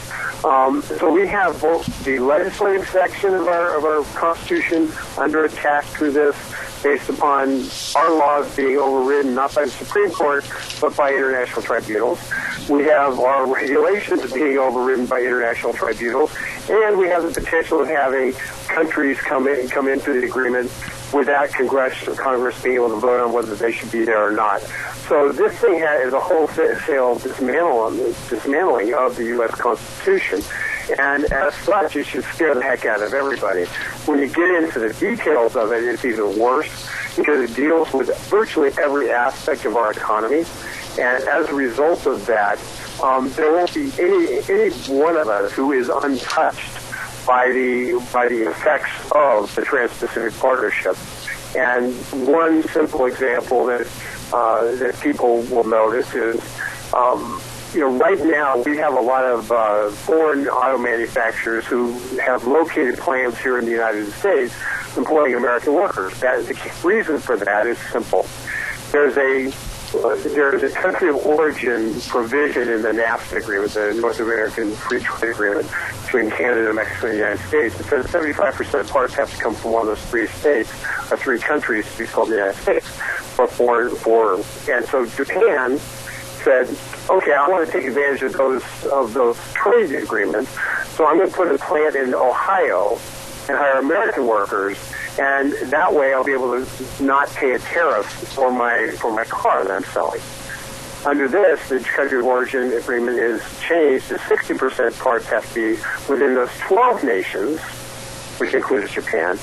And as a result, those manufacturing facilities in the United States we're not going to see any more of those. We're going to see those things being done in Japan and using Chinese parts and sending them to the United States. So it's just one simple area where the manufacturing sector in this country is going to be devastated based on this trade agreement and changes to the law. Rick, one of the things that I am adamant about on this program is I want to see an effective and very final solution on illegal alien immigration into this country. I don't care if it's on the southern border or the northern border. And I honestly believe that this Trans-Pacific Partnership is going to increase illegal immigration into this country and become more of a burden to the American taxpayer and our infrastructure and our welfare system. Again, tell me I'm wrong. I can't tell you you're wrong. It is, one of the stated purposes of this agreement is to increase the free flow of labor. And when you say increase the free flow of labor, that means we're going to allow people from this 12-country agreement area, which includes Mexico and Canada, to come to America with jobs in hand, and some of the rules are going to be written will make it so they have to have a job, and some company will have to be one to hire them. But for all intents and purposes, it's another blow against the U.S. Congress' ability to write the immigration laws for the country, because we'll be putting immigration laws into place that will affect this 12-country region. In fact, the Prime Minister of Japan, when he visited here back in February, admitted that this was all about free flow of labor, and that was one of his key points. So we're looking at an agreement that basically incinerates our economic borders, our physical borders, and our cultural borders. And, if you ask me, I think the Republicans in Congress, with a year and 15 months left of Obama, I'd be saying, how much damage do we allow this guy to do? And just say no to this agreement, and if they want to renegotiate something, go back to the drawing board. But to allow Obama to implement his fundamental transformation and have them rubber stamped is completely unacceptable. Okay, but wait a minute, Rick. Right there, you touched on the problem, and you touched on something that just absolutely is a stone in my boot, and that's the Republican Party. I absolutely think they've dropped the ball. I absolutely think that when they checked into that big cushy desk at the Congress or the Senate, that they absolutely sat there and thought, well, it's me first and my constituents second. What happened to the Republican Party? What happened to some backbone and spine to stand up to this administration? That's a great question. I ask it every day. One of the things I spend my life trying to do is provide them with spine and backbone to stand up to this administration. And it's a question which I know your listeners are asking. In Idaho, you've got a perfect example in the House of Representatives. Ronald Labrador does a pretty good job of standing up and saying, wait a second, and really looking at everything individually and not just rubber stamping anything. And, Mike Simpson sits there, and he's part of the leadership team. He's a cardinal on the Appropriations Committee. He has a chance to do some really good stuff. But that chance is squandered because he essentially rubber stamps anything that the Speaker wants in order to maintain that position. And it's disappointing. You know, people of Idaho deserve better. You know, I am really concerned, Rick, about the influx and the increase of Muslim refugees coming into this country, and the FBI and the Homeland Security departments have warned us that no, there is not proper vetting. They do not have the information on these people. They really don't know that much about them. And we're seeing little sects, SECTS, start up in Minneapolis, Minnesota. We're seeing Dearborn, Michigan. We're seeing New Jersey, Texas, all across the country of these little power areas of Muslims and refugees, and the possible implementation and thought of Sharia law. I'm afraid right now. What are your thoughts? Well, you know, you haven't received it yet, but a statement is going out of my office in the next 5 minutes, as soon as I approve it, is going to say this. We know that because of illegal immigration, we've had a massive influx of MS-13 and other gang members and people affiliated with Mexican cartels coming into our nation's cities. Thousands upon thousands of gang members, dangerous gang members entering our cities. Now we have hundreds of thousands of Muslim refugees coming to America at President Obama's behest. Many of whom are unvetted and who have likely affiliations with ISIS and support Sharia law and opposing our Constitution for when they support Sharia law. And now there's a move afoot to release a whole bunch of criminals out of the federal penitentiaries onto our streets as well. So what could go wrong with that? When you have put a cocktail of already violent cities, and then you put in more criminals and a bunch of Sharia law-following Muslim immigrants who were bent on overthrowing our country, and then you've got the drug cartels establishing base. I mean, you couldn't create a cocktail that's more dangerous for being able to have stable environment, particularly in our cities, than that. And that's the cocktail that we're being subjected to right now. And we have to stop it from occurring because it's just dangerous. And people who are trying to live their lives are now having their whole lives turned upside down through no fault of their own because of the influx of all these people with divergent views, but all their views, but not just views, but violent expressions of those views that can only make the streets more dangerous and make our country less stable. Rick, I hate to sound like I'm a right-wing conspiracy theorist, but look at the proof in the pudding. Here this president absolutely has weakened our military. Here this president has weakened our economy. Here this president has implemented Obamacare, which has just absolutely turned upside down our medical resources in this country. And now these trade deals, and if anybody can't see that America is being downgraded by these liberal loons, and especially Obama, to turn America into a third world country, they must be blind. Am I wrong on that? Anybody who doesn't see it is deliberately missing the point. There is I'll add one additional point to that. The wholesale attack by the Obama administration on our men in blue, and the wink and the nod towards prosecuting police even in situations where it's a good shoot based upon manufactured public outrage. I mean, that is the recipe for disaster. You destroy your law enforcement's willingness to go and enforce the law in all parts of the city. At that juncture, the law gets enforced by the lawbreakers, by the people who create their own law within those cities, whether it be Sharia or be the gang law that gets created.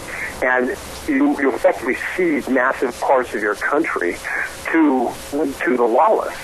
So we have a real existential challenge to our nation that is being posed, and we're sitting around and we're trying to decide. We're worrying about things that are, just completely out of left field, as opposed to dealing with what's really happening and saying, no, we have to put a stop to it. We spend our time in Washington, D.C., as opposed to dealing with the problems that Obama is throwing down the pike. We spend our time worrying about, we're going to shut down the government. Well, you know what? If stopping Obama from doing this to America means you have to stop the government, you have to make him pay a price by not allowing him to do it, or by not funding it. If he wants to the government, if he wants to destroy the country, well, we should force him to shut down the government so he doesn't destroy the country. I mean, we have to fight for this country now. And that includes elections and everything else, but it also includes being legislatively strong enough to stand up and say, no, wait a second, the principles we're fighting for, and we're not going to allow things like executive amnesty, the Planned Parenthood funding, the vast majority of these government programs that Obama is cramming us and destroying our country with. We have to be willing to fight that, and our members of Congress have to be willing to do so. And the people have to tell them that that's what they expect. And the first step in that process is urging Congress to get it right in terms of who the House Speaker is going to be. Okay, that leads me to my last thought here before I run out of time. I'm just going to ask you a blunt question. Is Paul Ryan the best man for the job? Is there someone else the best person for the job as Speaker of the House? And is there an opportunity to turn this thing around and start showing some courage and, quite frankly, bluntly, guts against the president? In terms of Paul Ryan, I will tell you, I have concerns about Paul Ryan because Paul Ryan led the charge for giving the president trade promotion authority, fast-track authority, and used the passage of the Trans-Pacific Partnership as the reason why the president needed that. So I give a great pause that now Paul Ryan, who is the leading advocate for the Trans-Pacific Partnership, would be elevated to Speaker, making it much more difficult to defeat that trade deal. So I have real pause about Paul Ryan. Okay, that's my answer. I don't know if there's somebody better who can get 218 votes in the House, but Paul Ryan has a huge amount of liabilities in my estimation.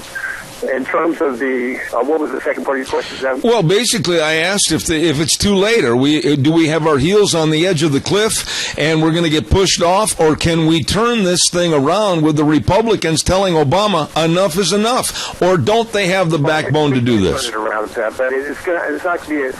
It's taken a long time for us to slide down the hill to get to a precipice, and it's not going to be an overnight thing. But the first and foremost thing we have to do to turn it around, and I'm now going to talk economically for you, even though we didn't talk about that, we're talking more cultural stuff.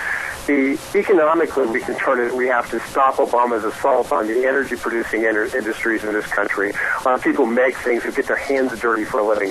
We have to stop his assault on that through the EPA and Department of Interior. If we can stop that assault there, our chance for economically growing out of our fiscal hole is based on the fact that we are the energy giant of the world right now.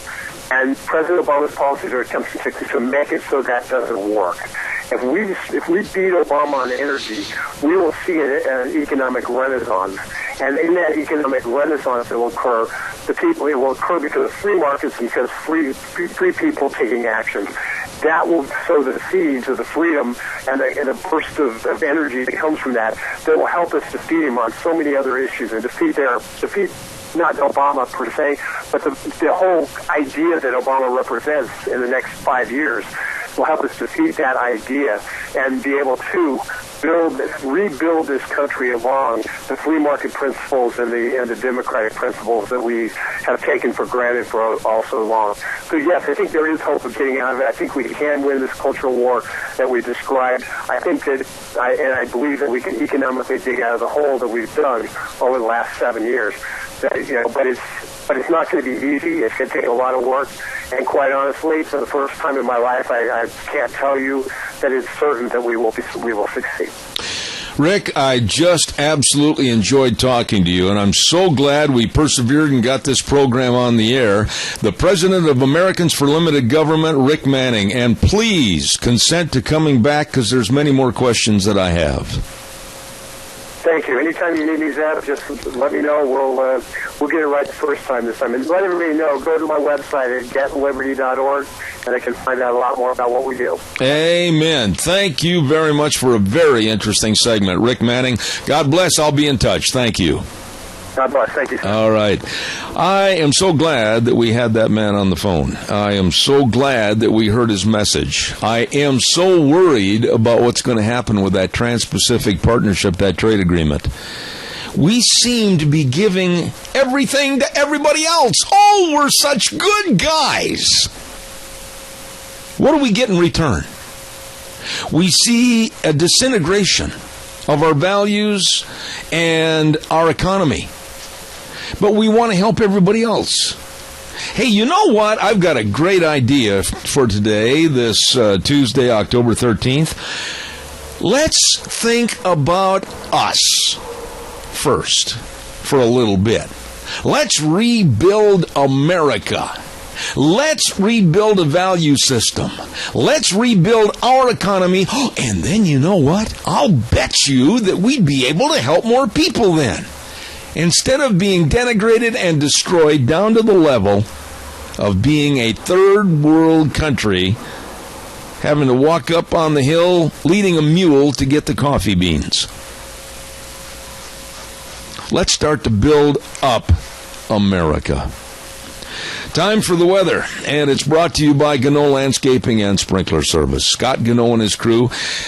You know, now's a great time to call them and talk about trimming and pruning and removal of tree limbs. You don't want one of those big old tree limbs kind of whoop, bang right through the window this winter with the winds and the snow and everything. So make sure you get those trees all pruned and looking good. And now is also the time to get your name on the list to have those sprinkler systems blown out. Don't let them freeze on you. That's not good. You call Scott Gano. He and his crew will do the job for you, and they can also, while the weather's good, they can install new sprinkler systems for this next year. All you have to do is call them at 438-2485 or 431-8733. Gano Landscaping and Sprinkler Service. Right now, here is the weather. Here's your weather forecast for this Tuesday, October 13th, and boy, is it going to be beautiful. Partly to mostly sunny skies for today. High of 78 tonight. Expect a low of 45. Tomorrow, sunny and 80 with an overnight low of 44. Looks like we're going to be remaining in the mid to upper 70s throughout the rest of the week. However, on Sunday, we're going to take a dive. We do have a chance of rain showers on Sunday. Winds are going to be picking up and a high of 65. Yesterday's high was 78 degrees, and tonight the sunset will be at 6:56. That's your weather forecast for Zeb at the Ranch. All right, thank you very much. Brought to you by Gano Landscaping and Sprinkler Service. And the numbers to call, 438-2485 or 431-8733. Thank you very much. By the way, and this is kind of a personal note along with being a commercial, I have urged you many, many times in the last couple of weeks. I think now, more than ever before, is the time that you need to go down and buy a firearm for your protection. I don't care if somebody's offended by that. That's the truth. The police cannot be everywhere at the drop of a hat. And I strongly suggest and urge you to go to Red's Trading Post at 203 5th Avenue South in Twin Falls. They have a very large selection of new firearms from Browning, Beretta, Weatherby, Ruger, Benelli, Smith & Wesson, Winchester, and especially they've got the top-notch people with all the knowledge to help you find the right firearm for you. They've got all the accessories, all the ammunition, great customer service. Please take my advice and go into Red's Trading Post at 203 5th Avenue South in Twin Falls. Got time for a phone call? Give me a jingle on the landline, 436-2244, 1-866-927-4587. Let me reiterate about this march. It's going to be this Sunday, and the meeting place to start the march is going to be at the Winco parking lot at noon. And this is a march being put on by the Idaho 3 Percenters, and they just want to show CSI, and they just want to show the Times News. It's time to be thinking about Idaho first, Idaho homeless first, Idaho veterans first, Idaho students first, Idaho citizens first, and the refugee program is a threat to our communities, and I salute these folks. The Idaho 3 Percenters with their march on Sunday, this Sunday coming up. Caller, you're on the air. Good morning. Good morning, Zeb. You know, why is it acceptable or unacceptable, should I say, for a person to wear a bomber jacket or something like that with American flag on the back of it and a sign that says "Don't tread on me," and things like that are very patriotic. They'll shut people like that down. But some person goes around with a burqa or a nightgown, as I call them, and that's perfectly acceptable. Yeah, we've got our value system. We've got our value system in this country all turned upside down. We've got the cultural values of being an American lost in the shuffle, and this cultural diversity is not something I am ever going to adhere to. It's not something I'm ever going to be told I have to dedicate my life to supporting. I won't do it. For myself, I'm not going to. If they are successful in bringing these refugees in, I'm not going to welcome them with open arms. I can't either. And I think they would just as soon cut your throat as to say hello. Well, I can't speculate on that, and I won't, but I'm just saying that it's time to put us first. Keith, God bless you, man. I appreciate it. Caller number 2, I'm going to be there in just a second. Stand by. Scows CarQuest Auto and Truck Parts, Rupert, Heyburn, and Burley. And every Monday we have the Scows Answer Man, Jeff Poole, on the program, answering questions about running your vehicles and how to take care of them. Every detail matters. Parts sales and service at Scows CarQuest in Rupert, in Burley, and at I-84 exit 211 in Heyburn. Scows CarQuest Auto and Truck Parts, serving you. Caller, good morning. I've got exactly a minute. Go. Oh, you betcha, sir. I just calling to say that you was talking earlier about the people getting offended and we need to change. Well, the Bible says to pray for your enemies, but it doesn't say to lay down and let them walk on top of you. Amen. And it I'll also pray for them that they'll see the light, that by Judgment Day they'll come around to be Christian. But I'm not going to lay down and let them walk all over me. Yeah, and there's another part of the Bible, too, that I would like to discern with you, my friend. It says, turn the other cheek. Now, keep in mind, Doug, I only have 2 cheeks. And after the second one, you're on your own. Exactly. Yep. Mess with me once, shame on you, or me. Or shame on you and mess with me twice, shame on me. There you go. You get away with it. There you go. Thanks for your call, buddy. I appreciate it. God bless. Thank you. God bless you. You're listening to Zeb at the Ranch. Make sure you're hearing everything. Contact Mount Harrison Audiology for a hearing screening. Call 312-0957. I'll be back in 6. Don't go away. Oh, my, here we go. Welcome back to Zeb at the Ranch with our major sponsor, your Magic Valley Les Schwab Tire Centers. All 7 locations serving you, and service is the key word. Along with some of our great advertisers, including Western Waste Services, always at your disposal. Call them today. Get on the route service, 734-6969. And our Valley Country stores in Jerome, Buell, Gooding, Wendell, Shoshone, Bellevue, and Rupert at 910 South Oneida in Rupert. Everything for the farm, the home, and the ranch.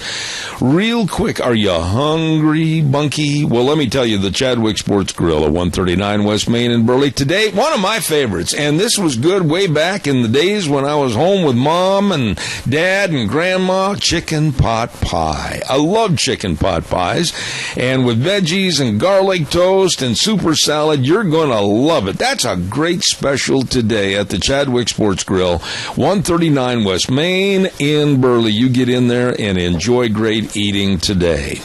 Hey, by the way, don't forget, too, on Thursdays we have School Days in Cassia County segment, and it's sponsored by A Child's World at 1308 Overland in Burley. And they've got hundreds and hundreds of wonderful winter dresses in there. And by the way, everything you need for the wee ones, the babies, they've got everything at A Child's World, 1308 Overland in Burley. And also Ambulatory Surgery Center, and you can save money on your surgeries, whether it be a life-saving colonoscopy, cataract surgery, knee and hand surgery. Please call them at 677-8888, located at 1344 Highland Avenue in Burley, Ambulatory Surgery Center. Thank you very much. Right now it's time for one of my favorite program segments, and it's called Dr. History. And today, Gary Shorsman is the guest host. And, of course, it's brought to you by Minnecasia Sales at 1321 East Main Street in Burley, right across from the airport with Zach and the whole crew. And now is the time to upgrade your windows. They've got all the Western windows to save on your heating bills this winter. You check it out today, along with all the Tartar Farm and Ranch gates and panels. Everything at Minnecasia Sales. And now, without further ado, here he is, Dr. History. Good morning, Gary. Good morning. Amen and hallelujah. Yeah. By the way, you're involved in so many different projects. You're kind of like me. You're meeting yourself on the highway going back and forth. That's right. Grandma said it best. You got your snoot and everything. Your snoot. Yeah. I haven't heard that word for a long time. I think my grandmother used that.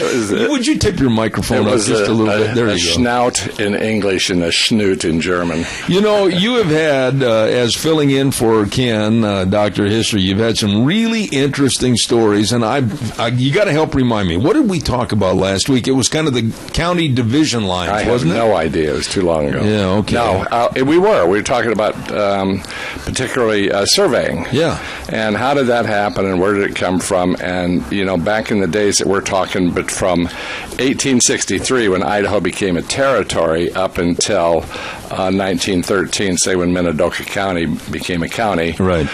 It was changing sometimes every year, the boundaries for counties and this and that. What was the final decision that maybe they finally had it right?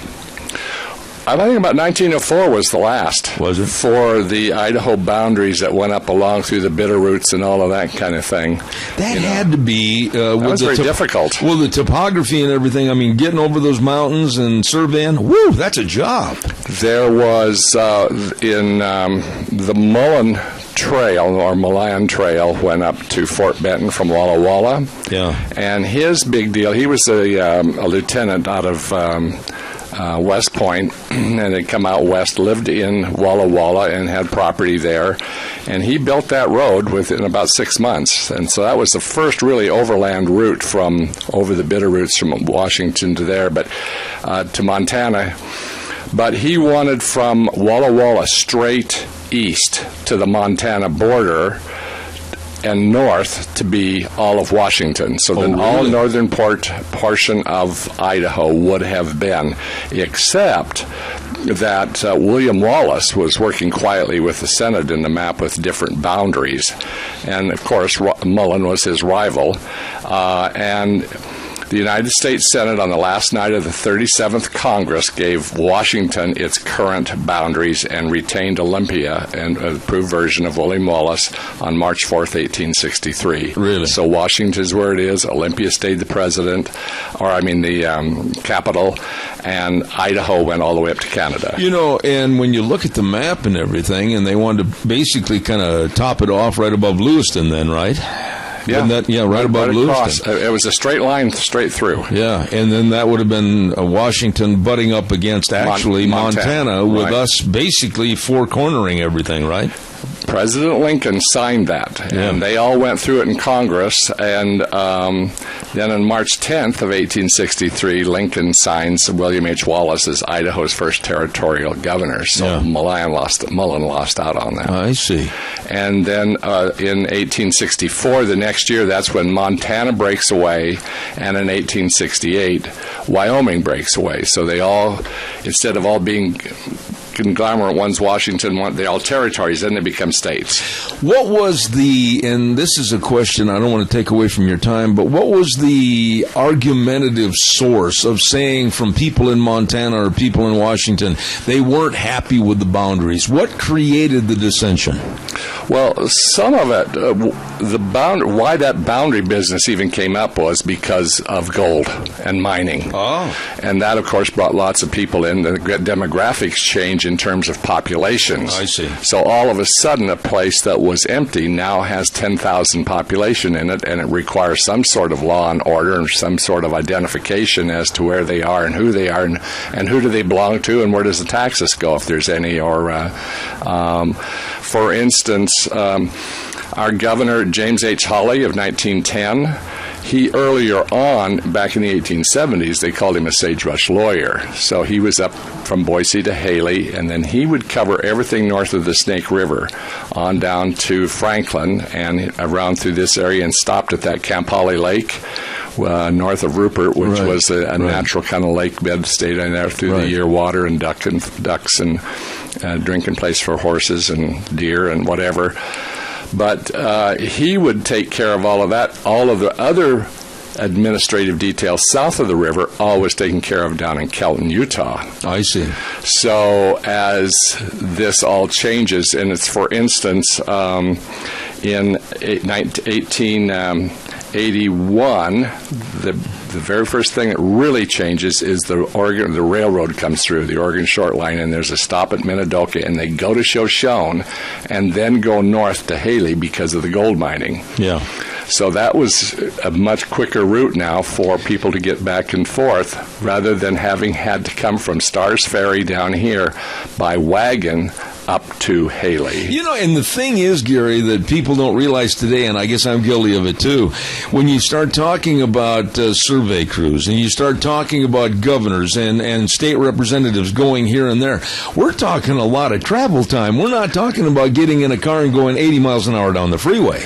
And we're also talking about a political system of the United States that was already set in order and in place for these people to carry out the law. Yeah. Unlike today, with executive orders here and letting laws that are on the books go by the wayside, these people played it out all the way through, and they got educated, and they became appointed, or they became aligned with whatever.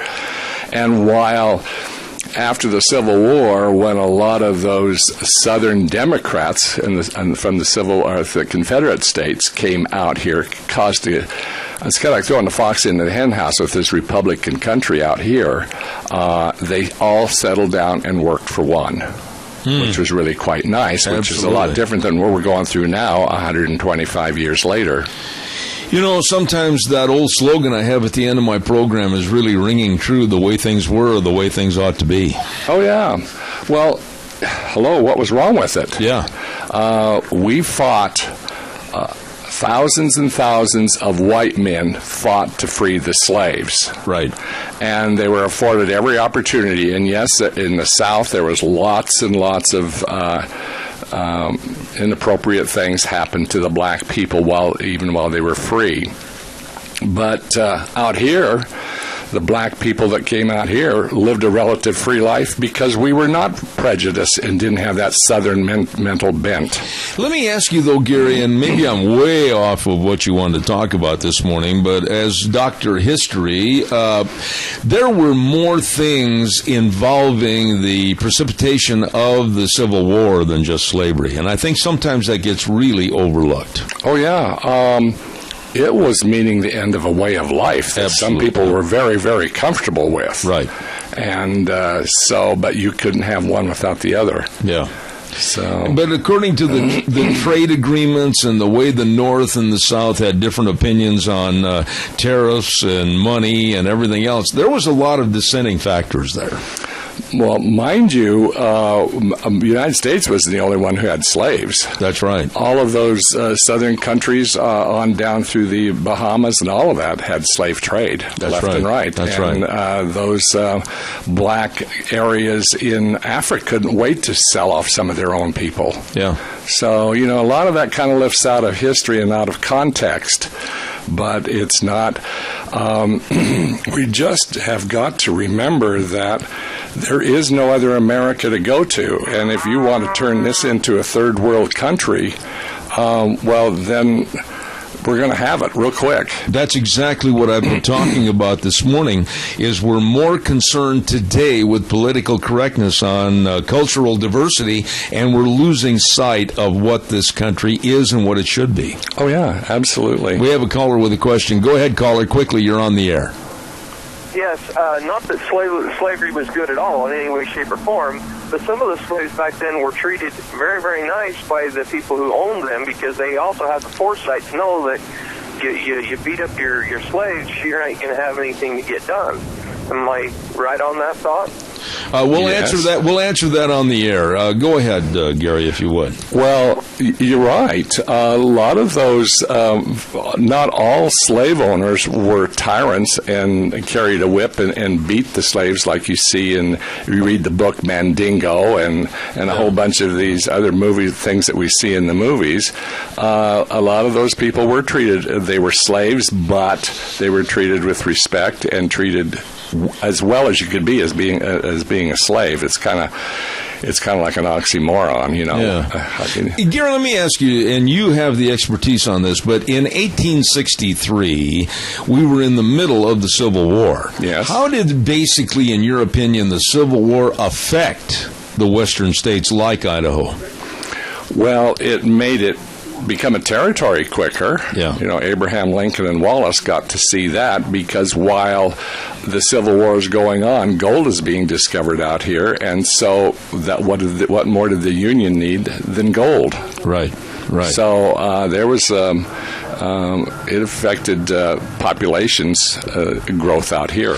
But when you look at the western part of the United States and the territories, whether it's Montana, Idaho, Wyoming, Colorado, right on down to New Mexico, etc., did the Civil War really have the fixation and the attention of those people in the West as it did back in the Middle Eastern and Midwestern states? Near as I can tell, and I haven't really gotten into really psychoanalyze that whole thing, but they were fairly disassociated because it didn't affect their lifestyle. Yeah. They were out here in the prairies. They were out here with cattle. They were out here in the woods or in the mountains, and the populations were just starting to grow.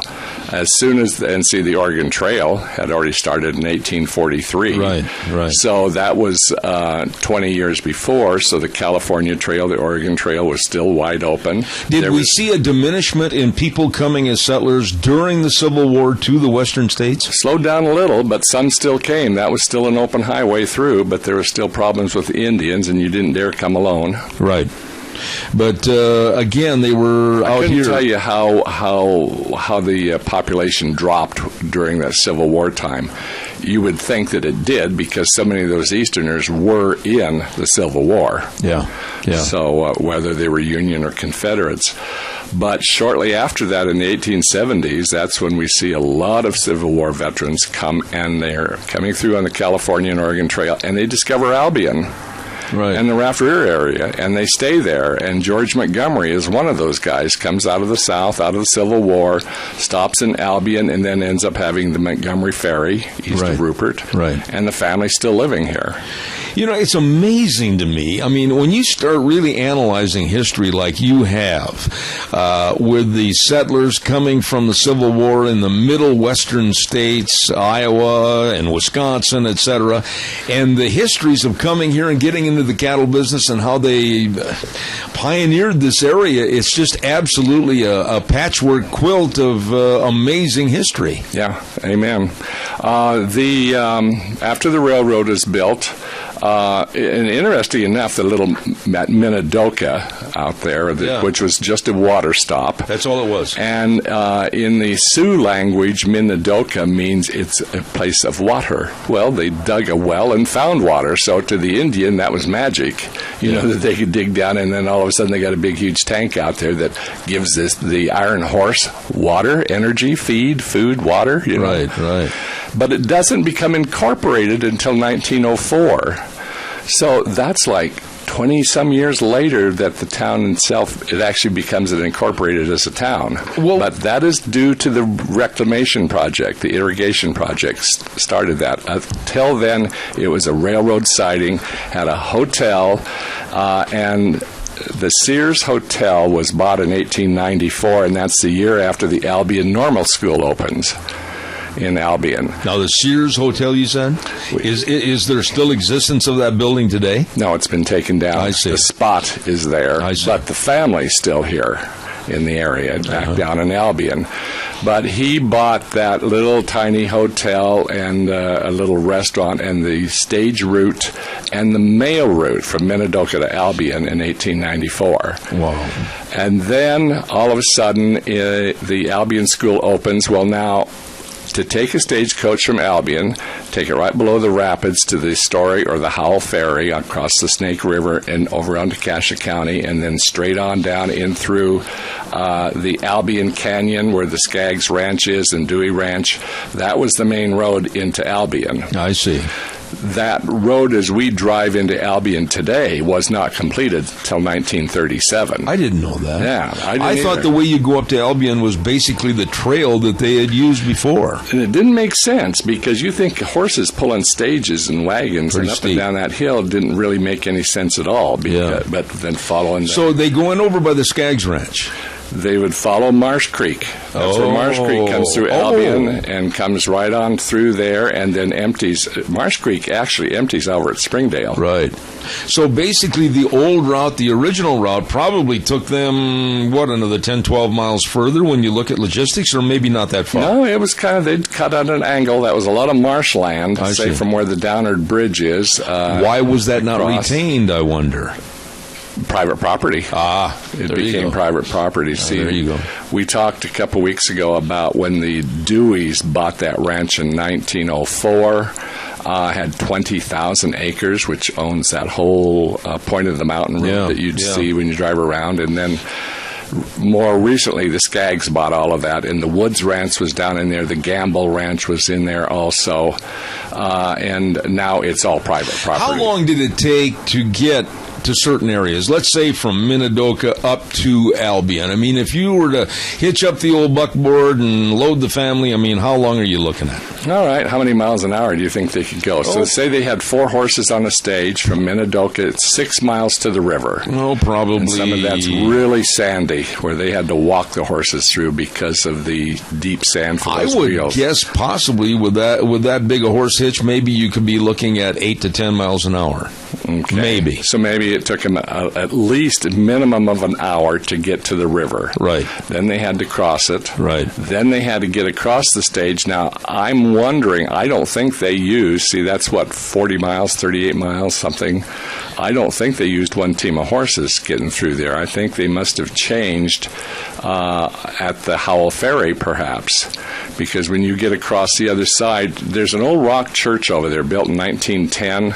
Across the river between the Jackson Bridge and what was the Jackson Bridge and the Downard Bridge.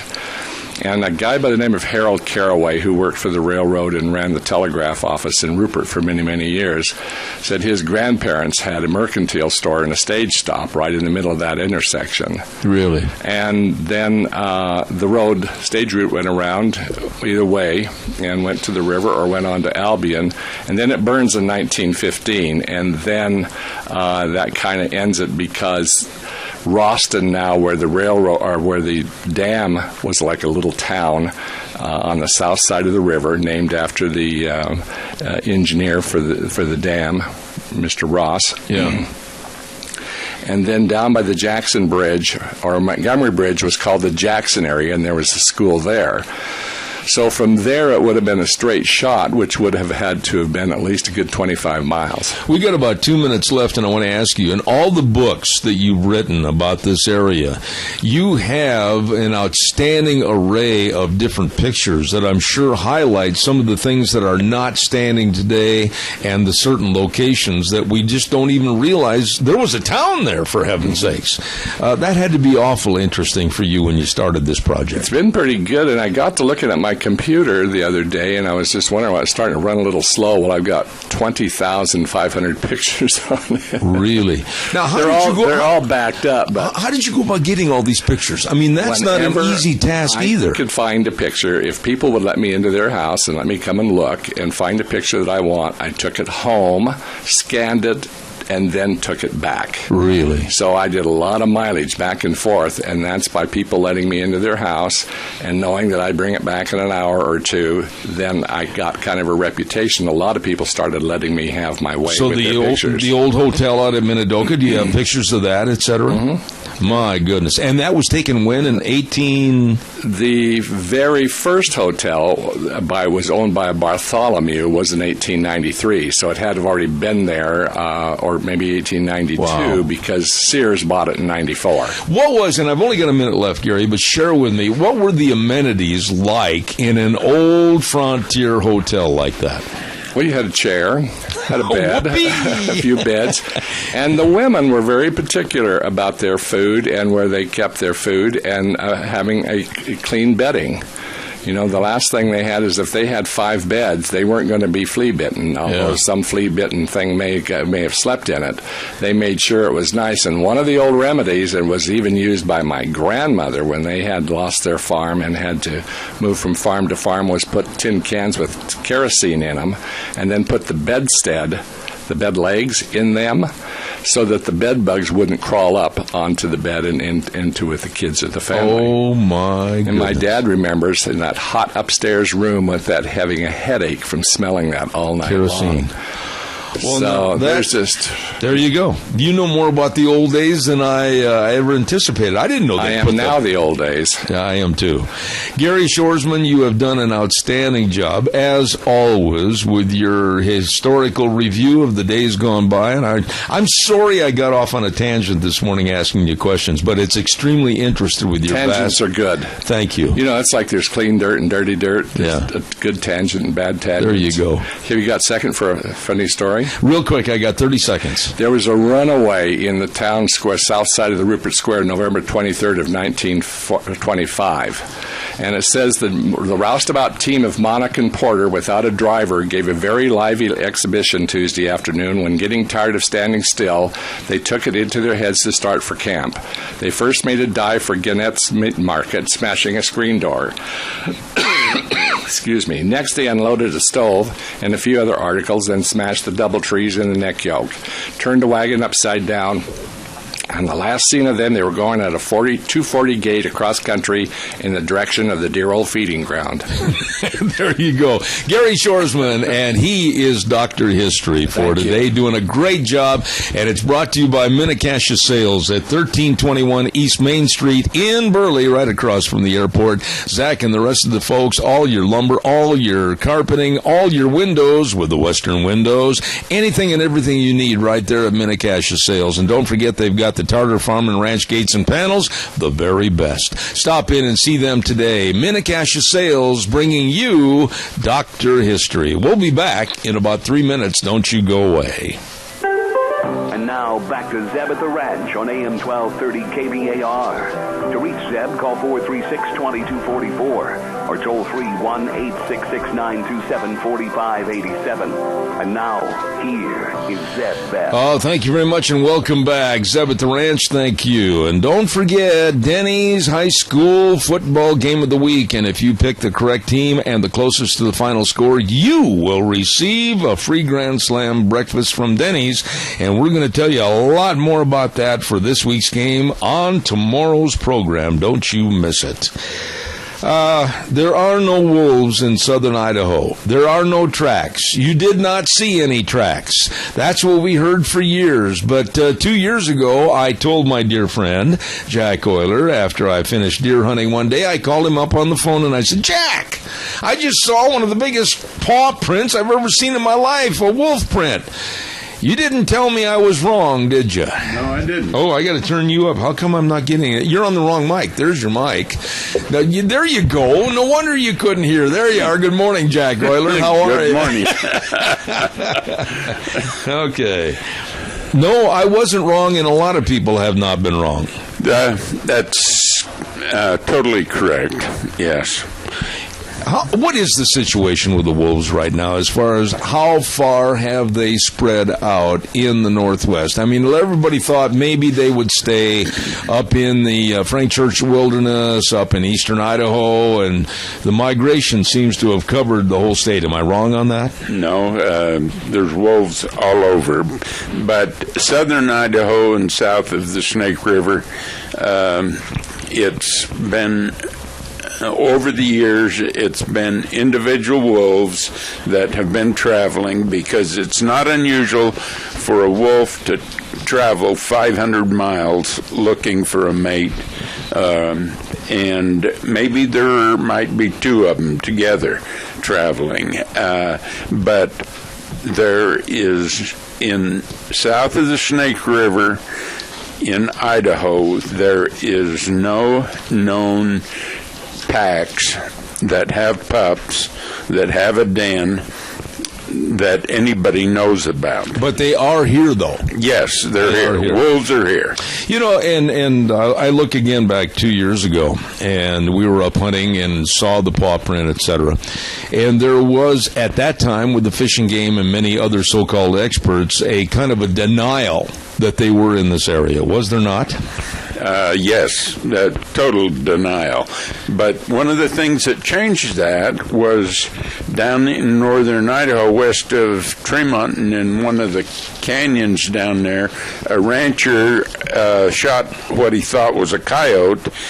Here, it's been 4 or 5 years ago, but it turned out to be a wolf. Jack, I need you to hold that microphone a little higher off. Off the where it's connected to the wire. There you go. We're getting a loose connection.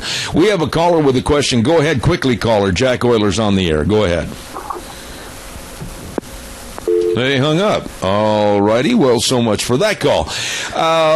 So you were saying that there's been many, many sightings at various locations then? Yes. Okay. And that there was that wolf that in northern Utah, which is, 10, 15 miles from the border, which is just right down below us here. And so they are around, and the Fish and Game had a trapper here not long ago call. He was trapping coyotes around sheep here in southern Idaho, and he called and said there was a wolf, and it happened that this it was a hybrid wolf that had been neutered. I see. And somebody turned it loose. I thought that was very illegal to turn those loose. It is. It's very illegal. Okay. But people do it. And I saw 19 in a trailer once down in Egerman. I remember you telling me about that. Caller, good morning. You're on the air. Go ahead, please. Hey, good morning, Jeff. So, I have a little story, I guess. A couple of years ago, I was hunting up in the Hagler area, and stopped by and talked to one of the local sheep herder guys there, and it's kind of funny. He says, if you're looking for elk, they're over here. If you're looking for deer, they're down over here. There's some moose up here. There's some wolves over here. Wait a minute, go back there. This year, a few days ago, I was up in the Hagler area hunting, and sure enough, we come across a set of tracks, no question what they was. And Jack, you can relate to that. I mean, we've heard this story 1,000 times before. Totally. And this, I don't know if people have read the Farm Bureau magazine, but there's some interesting comments in there about it. But most of this deals with ranchers and things north of the Snake River, up in the Cambridge and, in Valley County and up in that area. So to the caller, I don't know if he's still on the air or not, but what would you tell him? I mean, this is something that's going to become more of an occurrence, not less, in the future. That's right. Okay. But a hunter, if he's out hunting and he has a license and tag for a wolf, you can shoot up to five wolves. You can have up to 5 tags. A hunter can at this time. Let's talk a little bit about this article by Frank Priestley. And Frank is the president of the Idaho Farm Bureau. And I really like his straightforward approach on this article about wolves. You want to give us a little synopsis about that article in the Farm Bureau magazine called The Producer? Is that the first one? The ranchers agitated with wolf management efforts? Frank Priestley wrote about the SRM conference yielding surprising advice for ranchers, what they were telling ranchers to do. Well, they're telling ranchers that... let me see the front of that article. Well, it's page 16. Just turn it to page 16 as Frank Priestley and his comments about what they should and shouldn't do as far as ranchers and wolves and how they're supposed to live together. Well, they have told them that you're going to have to learn to live with them. And what I get out of this article, it goes through and gives you step by step things that ranchers should do. And what it tells me, if you look into the future, ranching is going to be a lot harder. Ranching is going to be a lot tougher, and if the ranchers don't start standing up for the losses that they are having and the things that are happening to them, because I don't feel, as an individual that's been involved in this for years, I don't feel that the ranchers have put forth the effort that they needed to do from day one, and the reason is because there was a compensation program. And as long as they have a compensation program, maybe I'm all wet and maybe I am biased, but that's my feelings, Zeb. Let me just say this, and if I step on somebody's toes, they shouldn't be on the dance floor anyway. I think you'll agree with me that the Idaho Cattle Association, I don't think, is taking enough of an aggressive stance on this. And they've got broadcasters such as myself that they ought to nurture and they ought to supply information and do as much as they can to help work with them, and I very seldom ever get a call from them. Well, I know exactly how they feel, because when the lawsuits were going on in Missoula... You say you know how they feel, but don't you agree they need to be more proactive? Yes, I do. Okay. We have a caller with a question. Good morning, caller. You're on the air.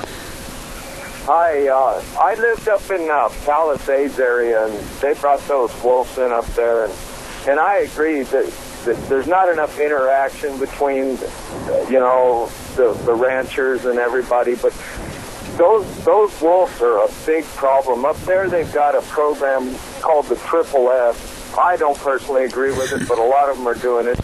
Some of them are poisoning the wolves, and then they got Triple S, shut up, shoot, and shovel, and they drop the collars in town and all that stuff. And I've known them to do that.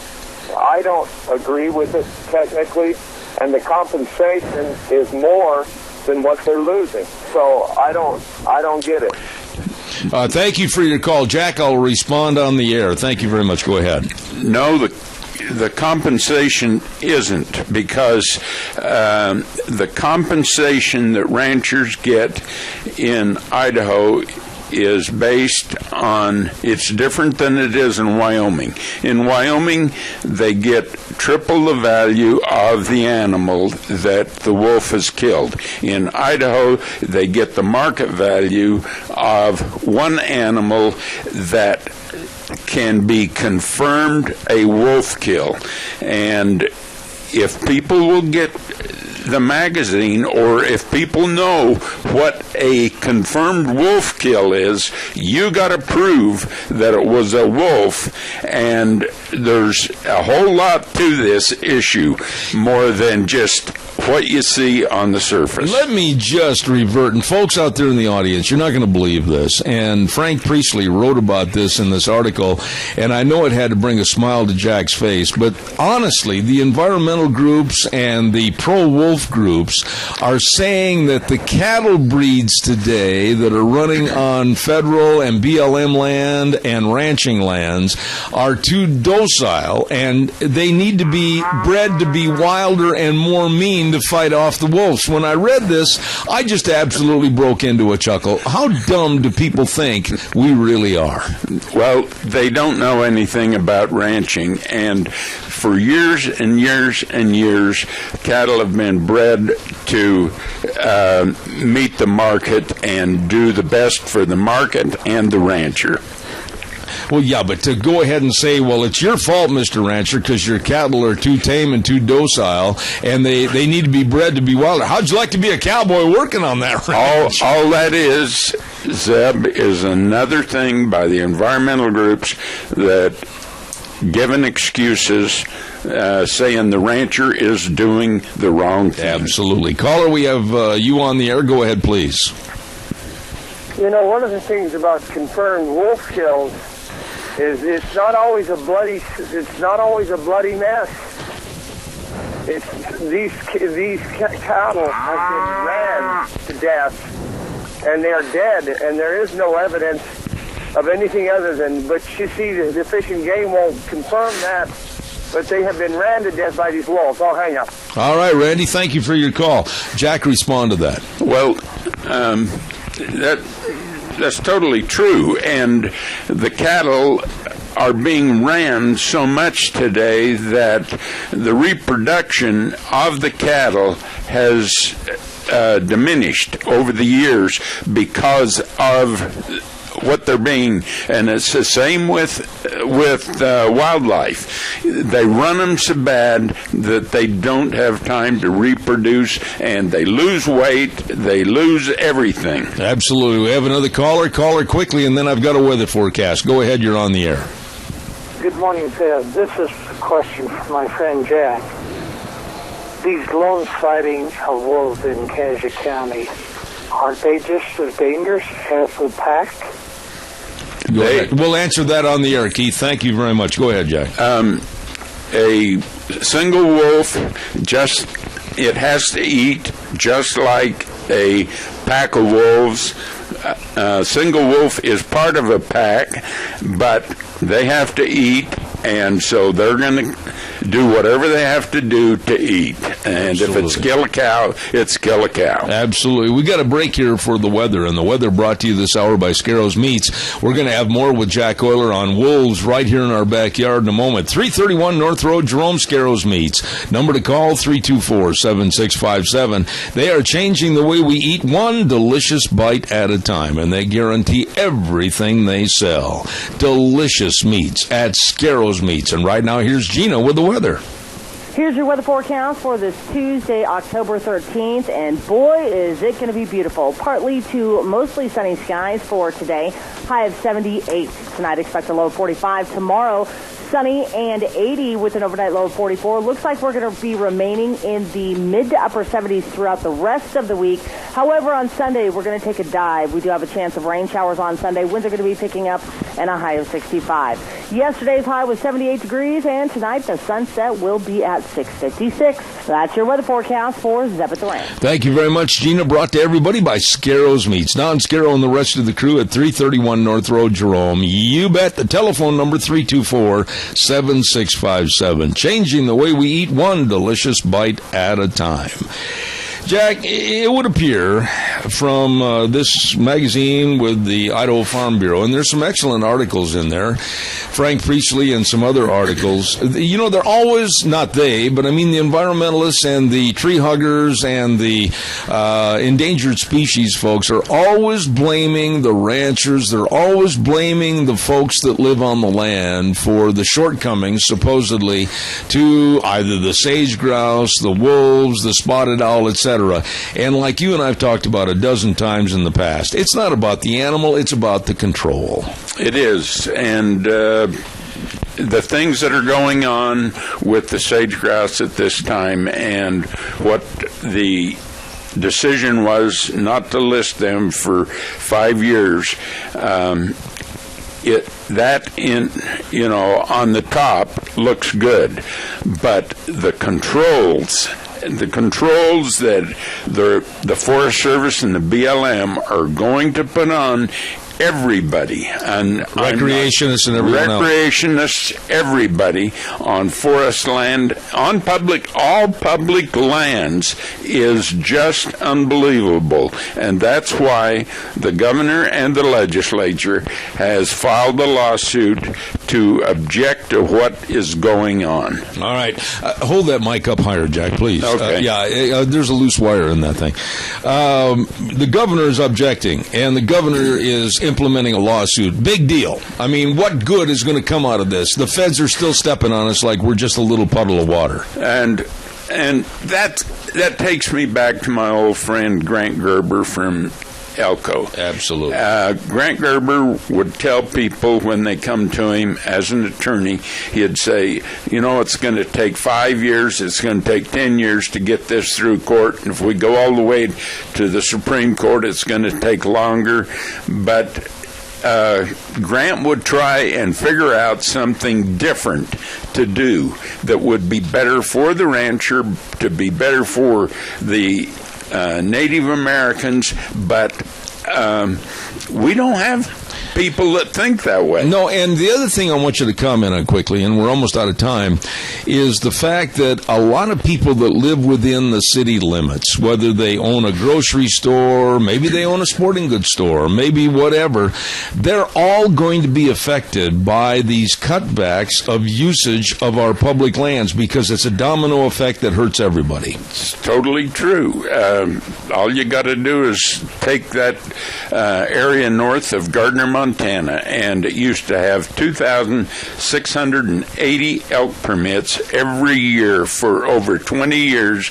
And today there's 0 because of wolf depredation, and there's no elk there, and that has destroyed all economy in that valley north of Gardner, Montana. What's it going to take, Jack? And you've been the most diligent person of, I think, anywhere in the United States to help bring to light what really the truth is about this wolf reintroduction. What's it going to take to turn this thing around? Is it going to be a revolution? Is it going to be a revolt of the people? Is it going to be a stand up and show some backbone by senators and congressmen? What's it going to take? That's what it's going to take. It's going to take all of it. But people have got to get off their chair and get active in these issues, Zeb.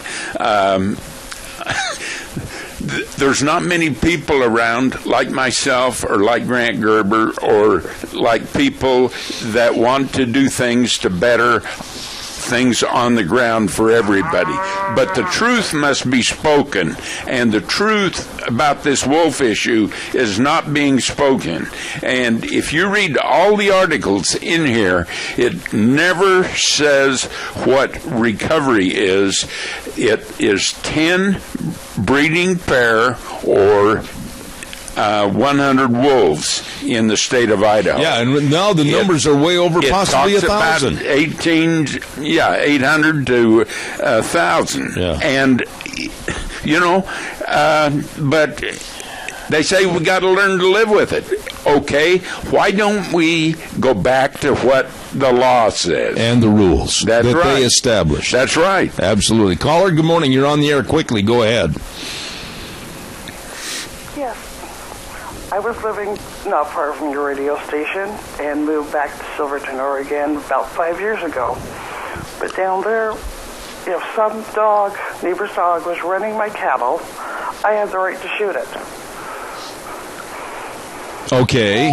Why can't we do that with the gray wolf? Well, I'll have Jack answer that on the air. Go ahead, please, Jack. You can shoot those wolves. Originally, you could not. Originally, you couldn't. Now, I don't know if you can in Oregon or not. Yeah. But in Idaho, I know that we got the 10J rule passed, and Representative Stevenson from Bert Stevenson from Paul. Right. And myself testified in favor of getting the 10J rule through, which gave the rancher the opportunity to do that, what you said. Well, really, and to the lady that was on the phone, in the paper the other day, they were saying a little statement in there about encountering a wolf. And it says here, anybody in Idaho has a legal right to protect themselves from any wildlife. If it comes down to shooting an animal, they have the legal right to do it with or without a hunting license to protect themselves. If a person does shoot and kill a wolf, it's their responsibility to turn the carcass into the fish and game. Nowhere in that last phrase does it say anything about protecting property, horses, animals, dogs, whatever it might be. And quite frankly, I wouldn't hesitate. If I saw a wolf after my cattle, after my horses, whatever, we're going to have another dead wolf. The 10J rule gives you the opportunity to protect that as a private property owner.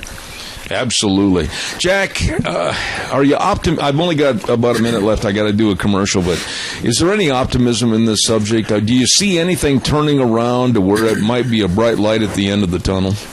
Well, I go back to a few words, or the last line that we got in the budget bill many years ago on the wolf issue, that says this cannot be challenged in court. Right. And the thing that takes me back to that is the state of Idaho and the state of Montana, when we put this in the budget bill in Washington, D.C., that on the wolf issue, there was 5 lines, and that we could hunt them in these 2 states, and you could not challenge it in court. That same wording was in the sage-grouse bill that we were working on in Washington, D.C., and the reason the decision came out of Washington, D.C. the way it did is because the environmentalists knew that we were going to get that through in Washington, D.C., and they didn't want it to happen. So they made the decision to do what they did. Jack, I always appreciate you, and I know a lot of people probably haven't had the opportunity to thank you for your diligence and service to the state of Idaho, for all your work on the wolves, and exposing really the dangers of the wolf reintroduction. Thank you for being on the program. There's other dangers, which is they carry diseases. Absolutely. They carry diseases. I've got to run, but I want to say thanks to a very good friend of mine, Jack Euler, for being on the program this morning. Don't forget your Magic Valley Les Schwab Tire Centers, all 7 locations serving you, and service is, of course, the key word. And stop in and check out all the great tire buys, many of which are on sale right now. Some of the top name tires, like the Ultra Z900, on sale for your passenger cars. All-season design, 65 to 80,000 mile warranty, depending on your driving conditions. Ooh, that is a good tire. And the Open Country HT for your pickups and SUVs, on sale now. Stop in, shocks and struts, front end alignments, and of course the very, very best in brake service and batteries. All of this and more with Lane and Rupert, Dave on Blue Lakes and Twin, Mike and Buell, Mike and Jerome, the Twist family, of course, and Paul, and John on Pole Line, and Randy on Overland and Burley. The best, your Magic Valley Les Schwab Tire Centers. You're listening to Zeb at the Ranch. Make sure you're hearing everything. Contact Mount Harrison Audiology for a hearing screening.